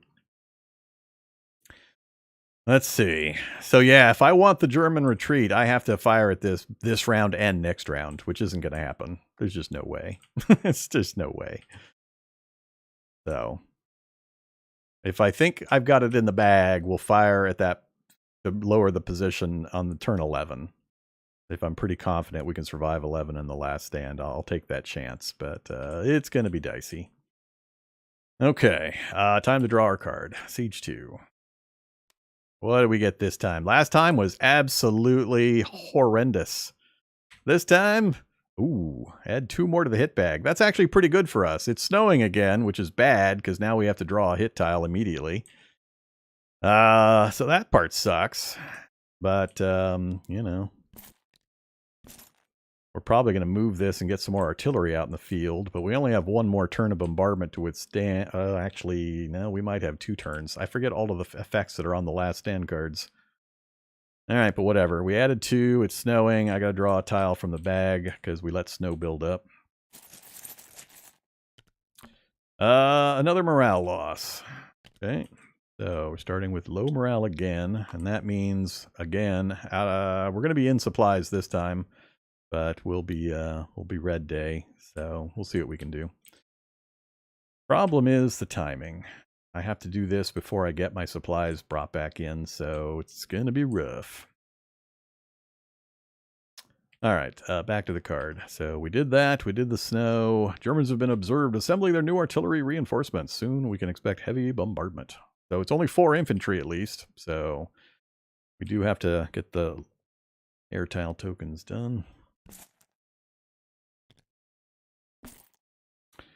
And then 4 infantry and do the bombardment. Okay.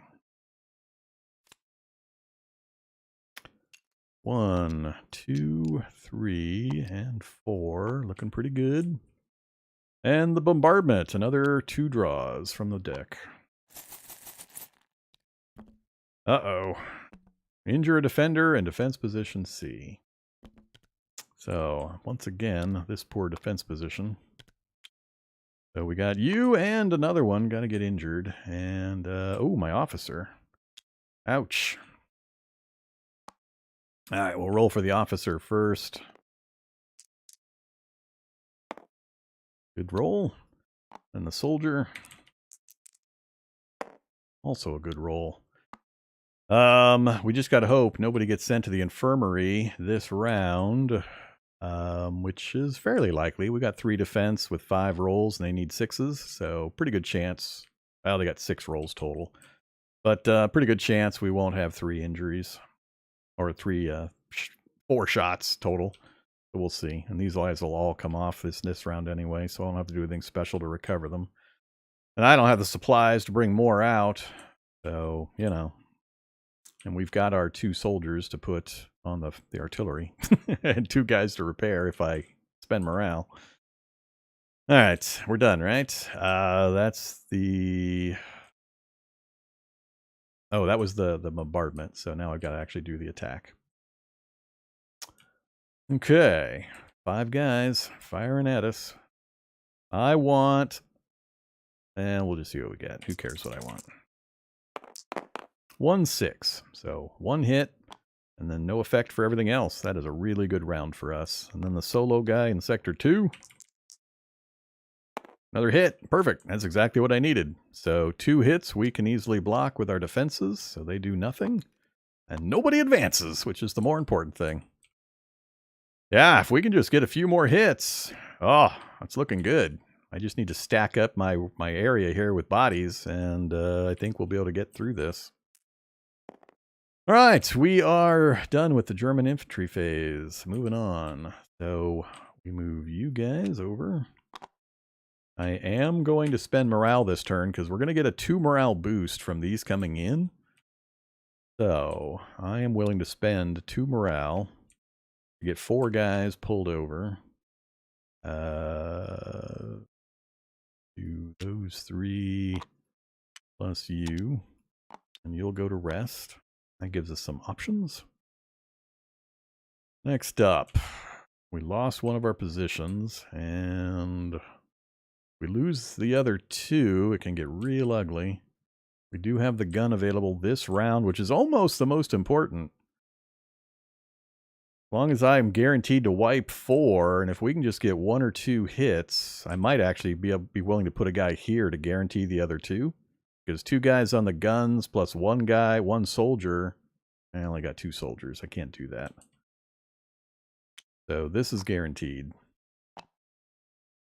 Only a soldier can reach these rows, or the officer here, so the reckless defense won't be able to reach. So I don't have to worry about that, so we're definitely going to do... I think I'm going to repair the machine gun for next round. I don't need anybody else out here. I don't need to bolster.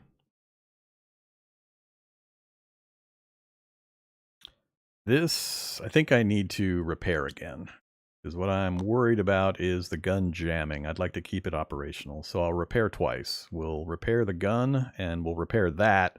Or if the gun jams, we'll switch and I'll pick between these which one I'll do instead of, or I'll repair the gun and pick one of these not to do. So yeah, let's do that. Let's do the double repair. All right, everybody's assigned. Moving on. Number 1, we get 3 rolls, no machine gun, no reckless defense. All right, 4, 5, or 6s, please. 2 hits is what I'm looking for. Just 2. That's all I ask. There we go. 3 hits. That's even better. Absolutely going away and going away. Now I have to think. Is it worth firing the gun against those 3? We're going to be able to repair it when it jams. That's what I'm debating. Do we go out here? Now, the last thing I need to deal with, I need to get these guys in. So he's guaranteed in right this round. I got 2 suspicion. So I'm going to move him in. Then I need, let's see, I got another soldier here. I'll move that soldier here, and then I got to decide. We've got 1 more patrol. I need to get 2 of these patrols back into the bag. The consequence, if we don't normally, is that you lose a supply token from one of these. But when that's not available, you then draw from the hit bag. So ideally, I need to get 2 of these patrols back into the bag just to guard against that consequence. So I could choose, for example, to fire into the field, fire a gun into this first one, to remove that, for example. That gives him a free run in. That removes the 2 I need to satisfy that requirement. And then these guys have pretty much a free run in. 1, 2, 3, 4. Yeah, I think I'm going to fire at the board. I'm firing 1 gun at the board, and I'll fire the other gun. I could go for 2 hits here, or we pick one of the bonuses here. A lot of options. We're in pretty good shape. I'm not sure which is the best, trying to balance these. But I'm guaranteed going to fire a gun and take these 2 out. That gets both guys' supplies in without having to make any rolls. And I think I'll just run everybody else in. We'll just run the whole squad in and stack up our area here. Oh, that's right. I only have the 1 gun and I can't separate those. So the gun will take those out and we won't have another choice to make. Same plan. I'm still going to do that. So I think it's the best thing to do. I think I can afford not doing this for this round. We can unjam the gun. We'll suffer the bombardment. There's a chance they'll hit it again, but we should have at least 1 of the status tiles available for a final artillery bombardment before we hit those last turns. So I think that's going to be the most impactful, because that guarantees we get all of our supplies in. It gets 5 units added back into the pool of defenders for the last couple of rounds. Yeah, all right, let's do that. So everybody is assigned.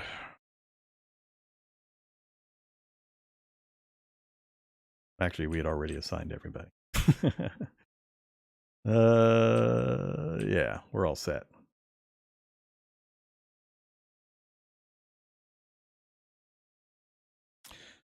So artillery is going to fire out here. So you guys come back. We're going to remove. Check for jam, 3+. We got a 4. We did not jam. Cool.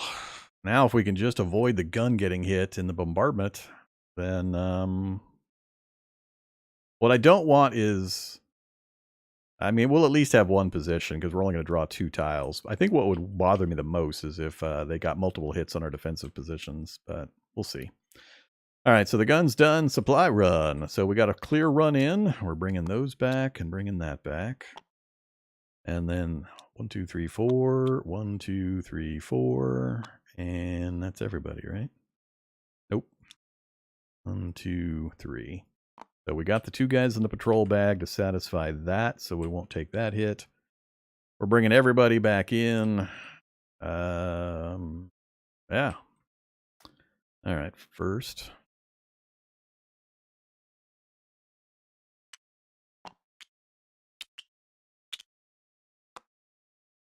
You all go over there. All right, then we process these. So it's 4 supplies total. So 1, 2, 3, 4. Oops, I accidentally locked those.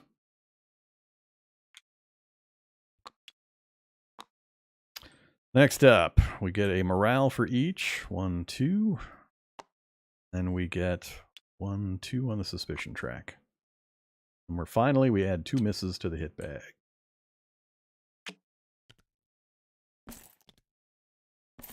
All right, 17 tiles in there. With 3 misses out of the 17 tiles. And a pretty good chance they're going to advance the artillery, which will have minimal effect on us at this point. Yeah, but we got a fairly good muddling of hitting my guns or hitting my defensive positions, so I'll take it. Next up, that's all done. Raised our suspicion, got our morale, got our supplies. Moving on. Down to maintenance, we've got 4 points of repair, which will consist of, since we didn't jam, I guess, we're going to flip that, or not flip it, we're going to toss that in the bag. And we're going to get the machine gun ready. Nobody else here. No medics necessary. All 3 of these are also coming back. Stack them up.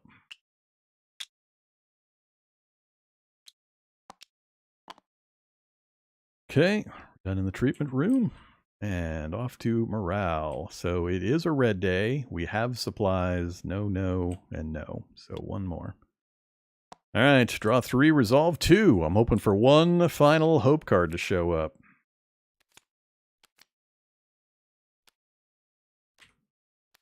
Nope. Dang it. 5 cards left. We have 1 hope card left. All right, well, we got to do 2 of these, huh? We're in the worst section now. So 2 tiles from the hit bag. Move everybody in the infirmary down 1. Which turns into taking a tile from the hit bag because I can't resolve that one. And lose a defender straight up. So I'm leaning towards lose a defender. I have quite a few defenders available now. And then I think I might lose 2 defenders. Actually, this is draw 1 tile from the hit bag versus draw 2. So we're going to do these bottom 2. Let's put this away. So we'll lose a defender, and then we will take a single hit tile.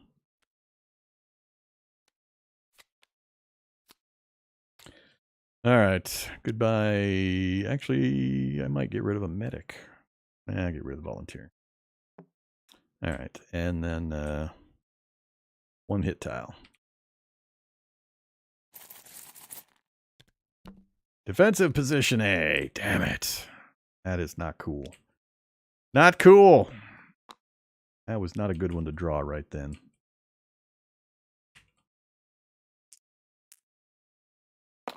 At least we got a good roll on that. All right, all done with morale. Checking for surrender. None of it applies. Nobody in the morgue, nobody in the waiting area. There are not 6 artillery on the map. We have more than enough defenders for the siege. Checking the track. We have no effects, no troops or patrols. Turn 11. All right. We're in really, really good shape. If all I do is remove a fair number of these guys with the machine gun, then we're guaranteed a victory. I'm not sure we can lose at this point. It would be a pretty rough set of circumstances for us to lose right now, given the number of defenders we have. We've got strong defenses going into this round. We've got access to the machine gun. I have enough supplies to get the artillery going. And we could put somebody on reckless defense also to guarantee we're going to remove 6 infantry. So, oh, yeah, move that back. There you go. So, yeah, we can guarantee the removal of 6 infantry, not even counting the 2 shots we're going to take. Or 3 shots we're going to take. So we're in really good position. I'm tempted to aim the guns up here and go for the move surrender track and probably morale to counter the negatives. The miss bag is going to be fairly inconsequential now, so we'll see. Yeah, the only way for your supplies to not recover too is if you draw and resolve a card that says it goes down again. All right, so turn 11. We got to draw our final Siege 2 card. Oh, yeah, this is looking pretty good. We're in pretty good shape. All right, so let's see what they've got in store for me for this final Siege 2 card. Flip it. Sunny Day. Followed by move all unsuppressed from Sector 1 up a sector. That's not good. They're not suppressed, so they get to move up a sector. That's kind of inconsequential because the guys behind that are going to spawn would have moved forward anyway, so this isn't really going to do much. So that's actually a good card for us. Oops. Wrong direction. So they move up. I am perfectly okay with that one. That's going to have no real consequence. So done it. Then just the regular stuff. It is 6 new guys, though. So 6 German infantry. We get the last air token tiles into the bag. We've got room to lose some more defenders to these, so I'm not too concerned. All right, that's done. So 6 guys and do the barrage. So move that over, and we've got 3, 4, 5, and then the 6th one rolls forward. So if we can put a serious hit on these, we're golden, because the follow-up guys on the last stand won't be able to roll forward enough to really concern us. Oh yeah, these later ones, 6 is not an uncommon number for these later ones. All right, let's do the bombardment. So another opportunity for them to remove guys from the wall. Thank goodness they can't remove that guy. That's all that really matters. Again, we're still at 2. We did a good job of getting that artillery gun. I can't stress enough how much you need to be aware that the artillery is going to hit the board on turn 7. And you need to have a plan to deal with it immediately. Because drawing 2 is way better than 5 or more. All right. Unfortunately, a new artillery. That's actually good for me. Because actually, I think we do have 1 more bombardment phase with the last stand card. So that could be impactful. And injure a defender. All right, that one's acceptable. So who's going to the hospital? The card says the officer's going to the hospital again. Damn it. Keeps running underneath those shells. All right, so let's get this thing redeployed back out to its position. That moves forward. Yeah, that moves forward 1. You go back into the bag, and then roll for how injured our officer is. Wow. All right. The luck has been with us in these last few rolls for the infirmary. Okay, now we do the attack. So quite a few guys shooting. So we got 9 guys fully operational shooting our 2 defenders. We've got 3 defense. These guys hit on a 5 or 6 though. So we got 5 in the backfield. Ooh, nice. Only a 4 moves forward. 1 guy moves forward. That is excellent. And we got 4 guys. 4 guys in this position.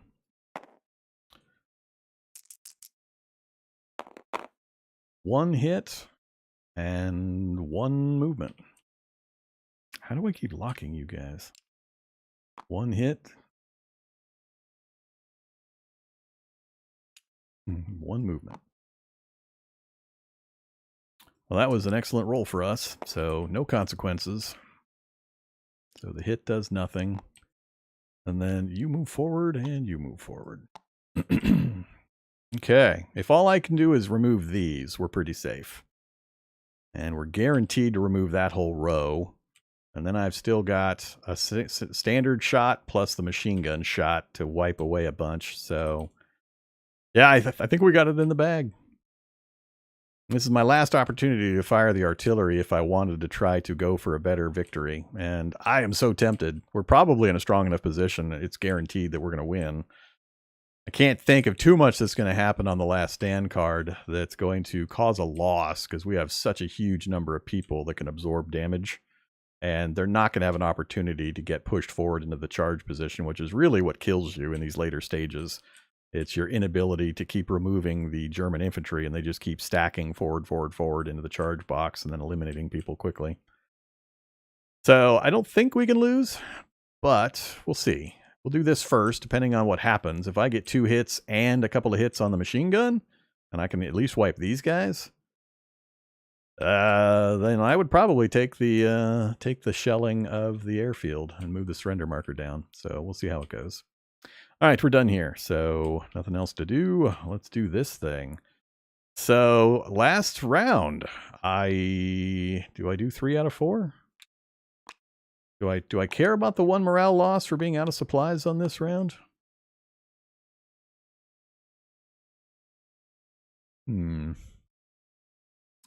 Let's assume I do 2. That gets me 4 guys. If we do all soldiers.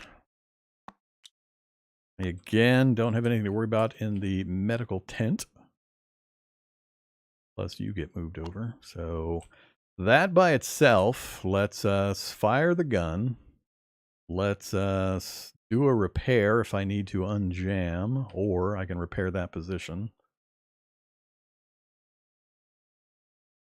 Yeah, I don't think there's a reason not to do this. So let's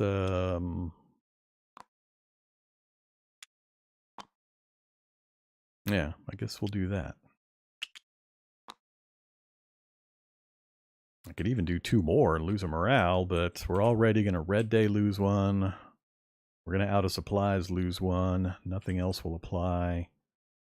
I've still got 1 hope card left, so I wouldn't mind drawing 2 or 3. Because we only have to survive. We've already survived the damage for this round. The only thing we have left is surviving that card, which is going to be some bad effects and a bunch of infantry, but they're not going to be able to push forward enough. So I will be able to get another unit in the defensive place position.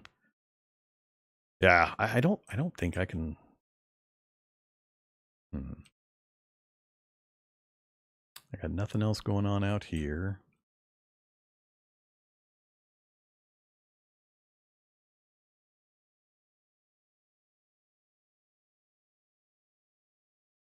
Yeah, the +2 on the die is pretty important for the machine gun. That is another pretty important consideration. Is that worth more? I've never actually used that because I never have supply left, really, because I'm so frantic to do other important things. Plus, I can do the 2 here, which would really help out. So it's 4 guaranteed, 6 guaranteed, and the machine gun and the gunfire. I mean, 1, 2, 3, what do we got out here? We got 9, 10 out here. We got 9 out here. So I can pretty much guarantee wiping all of it. And I think there wouldn't be much consequence. So, all right, let's think about this. If we don't use that last supply, That's fire the artillery, which will be the last time I fire it.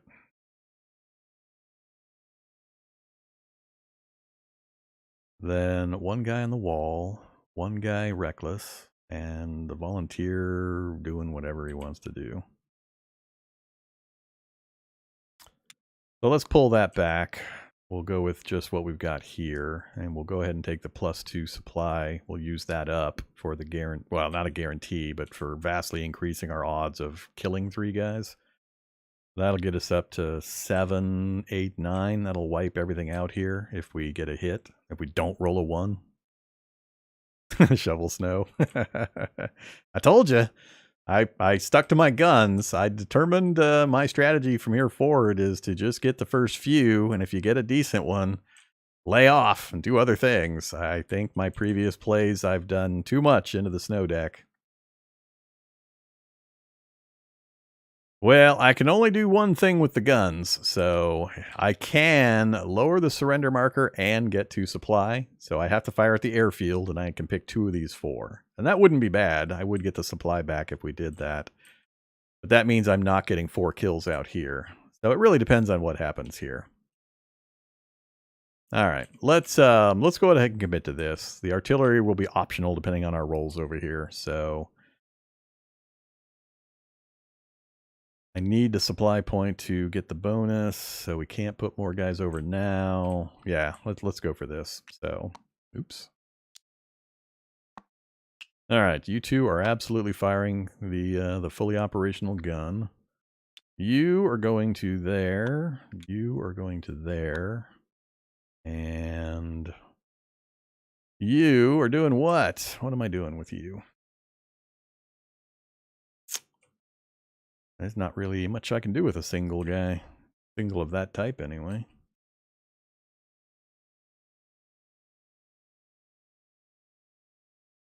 You have to spend it before you roll the dice. I looked that up. It came up when I was doing one of my own on my tabletop real-life games. So I actually looked it up, and it says specifically you have to spend that and then roll.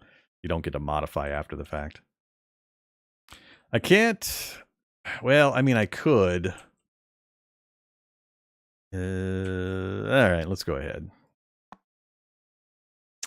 With the supply being used for that die roll, very high chance we're going to kill 3. Let's hope we get another one as 4. If I can just remove these, we're pretty well set. Anything after that's just bonus.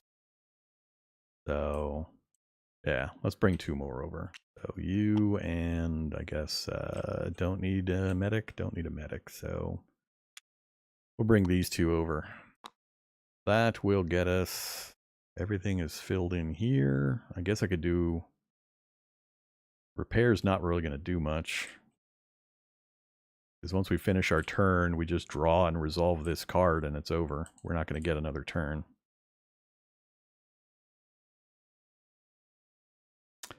So, I don't need a bolster. I guess I could inspire to get yet another morale.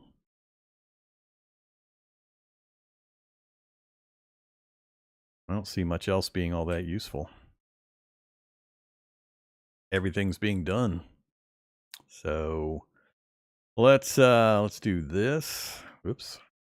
Do this and inspire, and then we'll put the last soldier on the radio. And we'll get a hope card added to the low morale deck in case we do end up negative. We'll get another one thrown in. All right, I think we're good. And then we'll move you 2 guys. Actually, I'm going to move 1 of each. Now, I don't get another turn, so it's not going to matter. Whatever. All right, I'm done. I'm done fiddling. That's it. Let's do this thing. First up. All right, so we've got 2 normal attacks, which I'm going to roll for. Then I'll do the machine gun. Then I'll do the reckless defense. So 2 normal attacks first.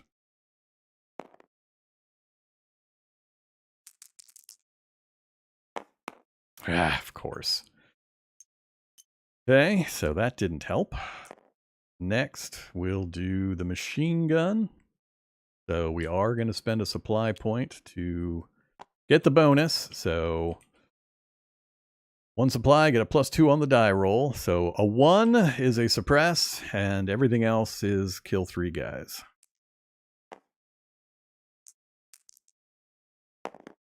Okay, kill 3.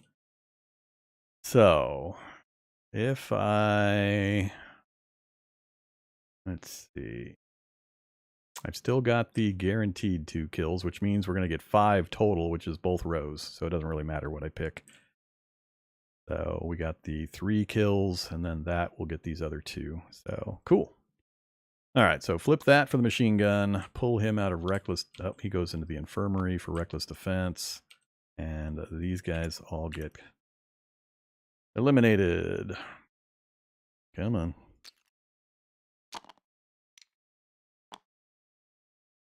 All right, so the guy that went to the infirmary... Oh, look at this. Jeez. Okay. Looking good. That's everybody, right? Got our machine gun. We missed, we machine gunned, we reckless defensed, we wiped everybody. Our defense is still strong. Now we can choose the artillery. I am going to not fire here. Let's go ahead and fire up here. Let's go for the move surrender marker and the morale bonus. So, we're firing the guns. We're going to get 2 morale points. 2. And we're going to lower our surrender track to the truce position.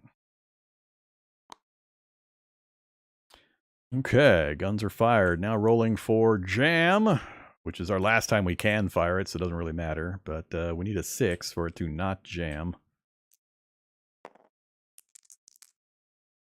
And we got a 3, so jam the gun. Artillery is done. Moving on to supply runs. We got no activity going on there. Moving down to maintenance. We've got 1 morale point from maintenance. Moving on to our infirmary. 3 guys recover.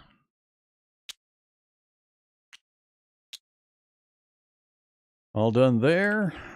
Oops, nope, not done there. I got my radio, which lets me add the card. So, not used to checking my radio. So, we get to add 1 final hope card to the deck. The last hope card. We actually used them all.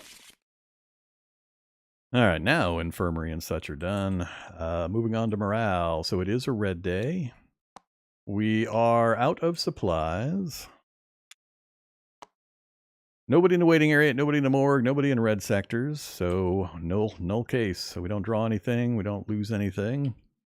Moving further down. Doesn't matter, doesn't matter, doesn't matter.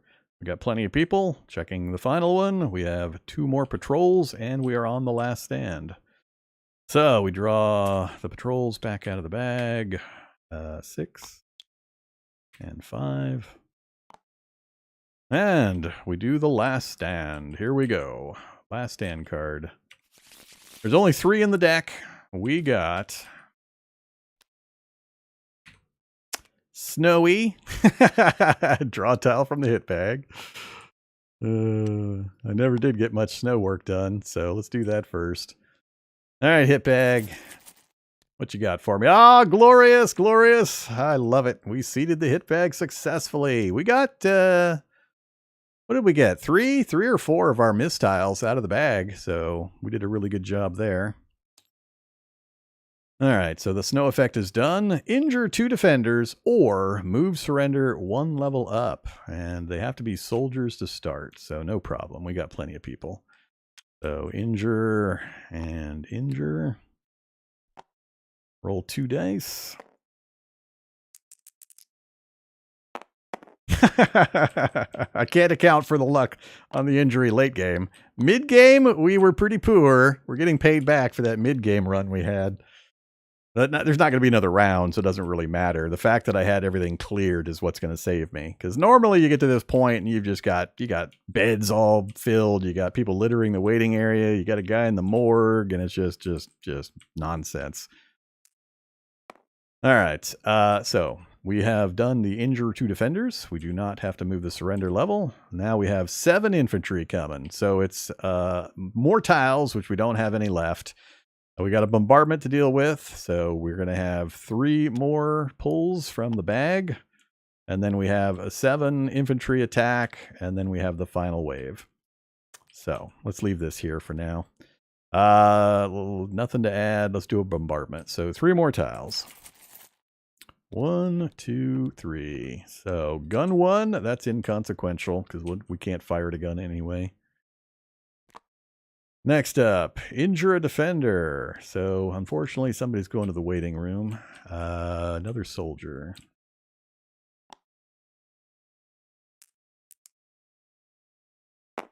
Four.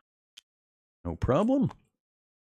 And defense position B took a hit. Another guy going to the waiting room this time. We actually got somebody in the waiting room finally. What am I rolling him for?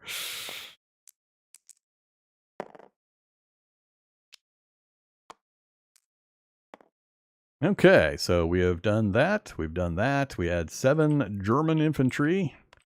The final wave is here. So 1, then, oops. 2, 3, 4, 5, 6, and 7. Okay. That is the 7 German infantry. Now we do an infantry attack, and there's the final wave. All right.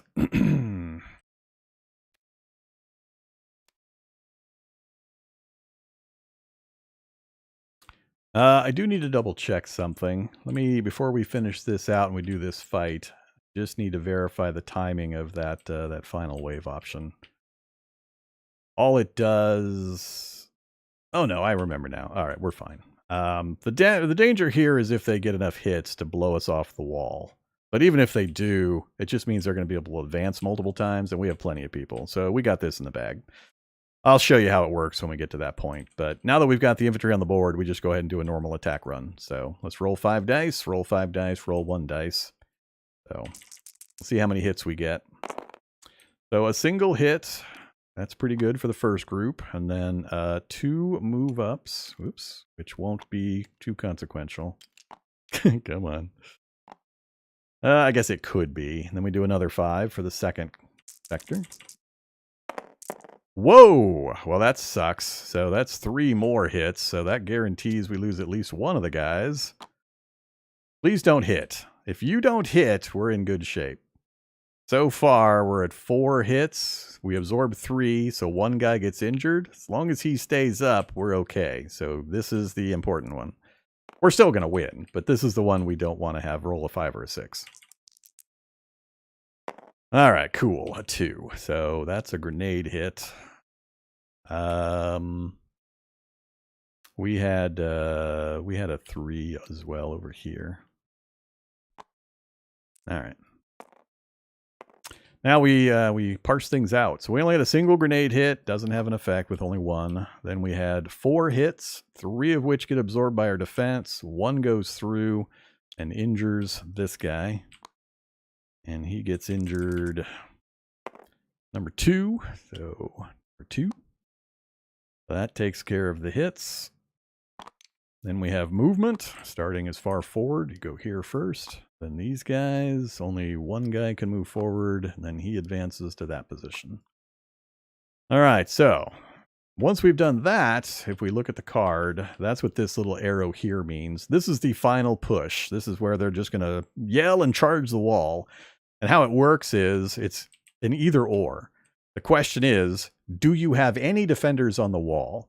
If the answer is yes, if you have even a single defender on the wall, everybody that's not suppressed advances forward 1 sector.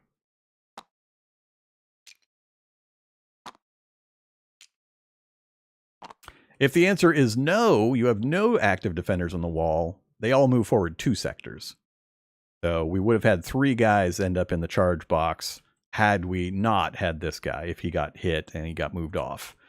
And then those 3 guys would have killed 3 of my defenders, but I still had plenty left to satisfy our victory requirement. So we were going to win no matter what at that stage, but that's how it works. So you just do it just like normal. You do a normal round with this last stand card, and then once everything is complete, you just check, you do a final push for the arrow, and you just say, all right, are there defenders? Yes, no. If yes, everything moves forward 1. If no, everything moves forward 2. Resolve all that, and then check your victory conditions. So going over here, yeah. So we did the card, and there's nothing left to check. That's the last stand complete. All we do is we check for our victory. So for the truce victory we're on, we need 4 healthy defenders, and we have a whole bunch of them. So we have we've won. We've won. We finally got a victory. All right, so there you go. Halls of Hegra, folks. We're now standing at what, 2 losses and 1 pretty satisfying victory. I might have been able to push for a German retreat, but you saw, even with how well things went, it could have been a lot worse. This round, if they had gotten a few more hits, gotten rid of that guy, and gotten 1 or 2 more guys moved forward, they might have pushed me down far enough. So I'm glad I didn't try to push for the German retreat victory. I'll have to. It's a hard call to make at that late stage of the game, but we got good timing with that final wave of supplies that we got in. We got good effect out of stacking the high morale cards into the low morale deck, or the hope cards, I mean, into the low morale deck. That paid off really well by both preventing us from taking negative effects and giving us supplies a few times. We also got good effect out of stacking the hit tokens into the hit bag via this option from shelling the airport, as well as getting, I think, 2 of them we got back from the supply dump. We had a little bit of bad luck here and there. I think if I had to gauge the luck factor of this run, we got pretty lucky. We had a lot of things go our way. In the early recruitment, we got pretty lucky with the first 2 turns. Then it kind of evened out and flatlined after that. But we did get the initial luck on the recruitment stage, which gave us initial boost. Then in the mid game, we had, I would say, pretty average luck across the board. We had some good things. We had some bad things. But we were pretty well prepped at that point, and I knew the critical decision points to watch out for. But I think in the far end, we were on the positive luck side for this back end, which also really, really helped us. So I think we got an unearned dose of good luck, but we also, I think, did really well in getting everything prepped in those early phases and learning efficiencies, like I talked earlier about having guys out on the board. Even if all they're doing is running interference for your other guys, anybody you have out here, you're not having to feed. So that's huge. I mean, don't keep them over here when you've got low or no supplies. Make sure ahead of time you get some guys out in the field, because you don't have to pay for those guys, and they give you continuous benefits. You have the options of blowing up patrols or grabbing supplies or just lowering the suspicion track.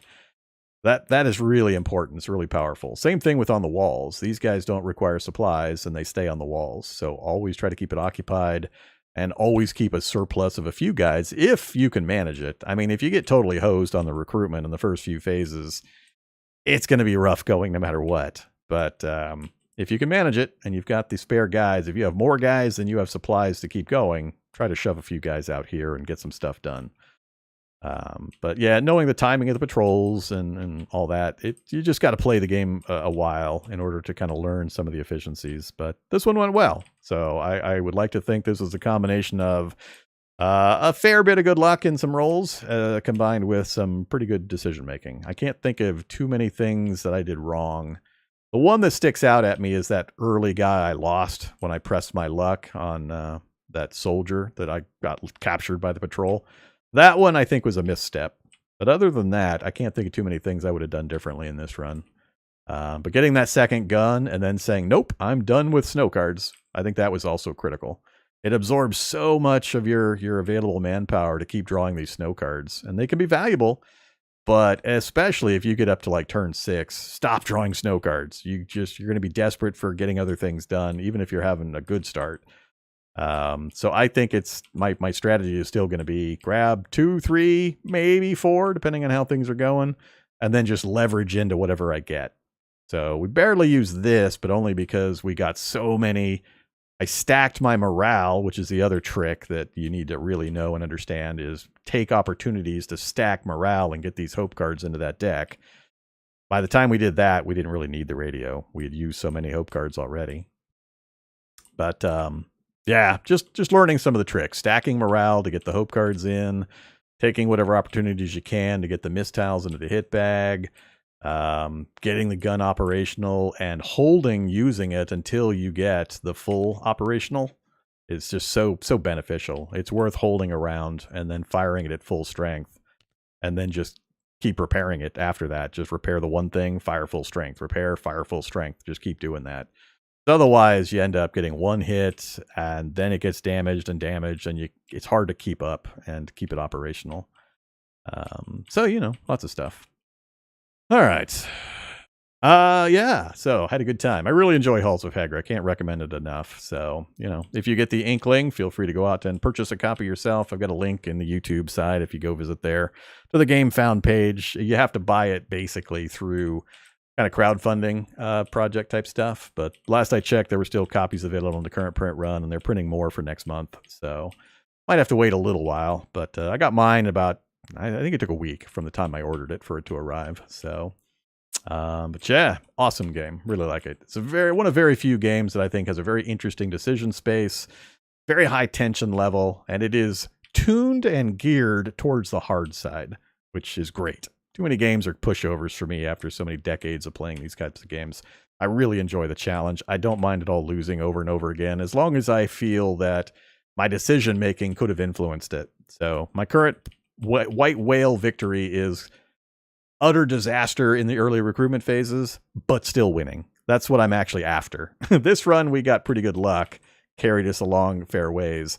What I want is to get good enough at the game that I can find a way to have a disastrous opening, but still manage to achieve some kind of a victory. And that's what I'm hoping for. So, all right, I am out. That's it. I'm going to go get some food and do some other things. I'll be back in a couple hours. I'm not sure with Distant Worlds or Imperiums or Surrounded. I don't know. If you guys have opinions, hit me up on the Discord and let me know what you'd like to see. But I'll be back with something in a little bit. So hope to see you then. Thanks for watching as always. Stay safe out there.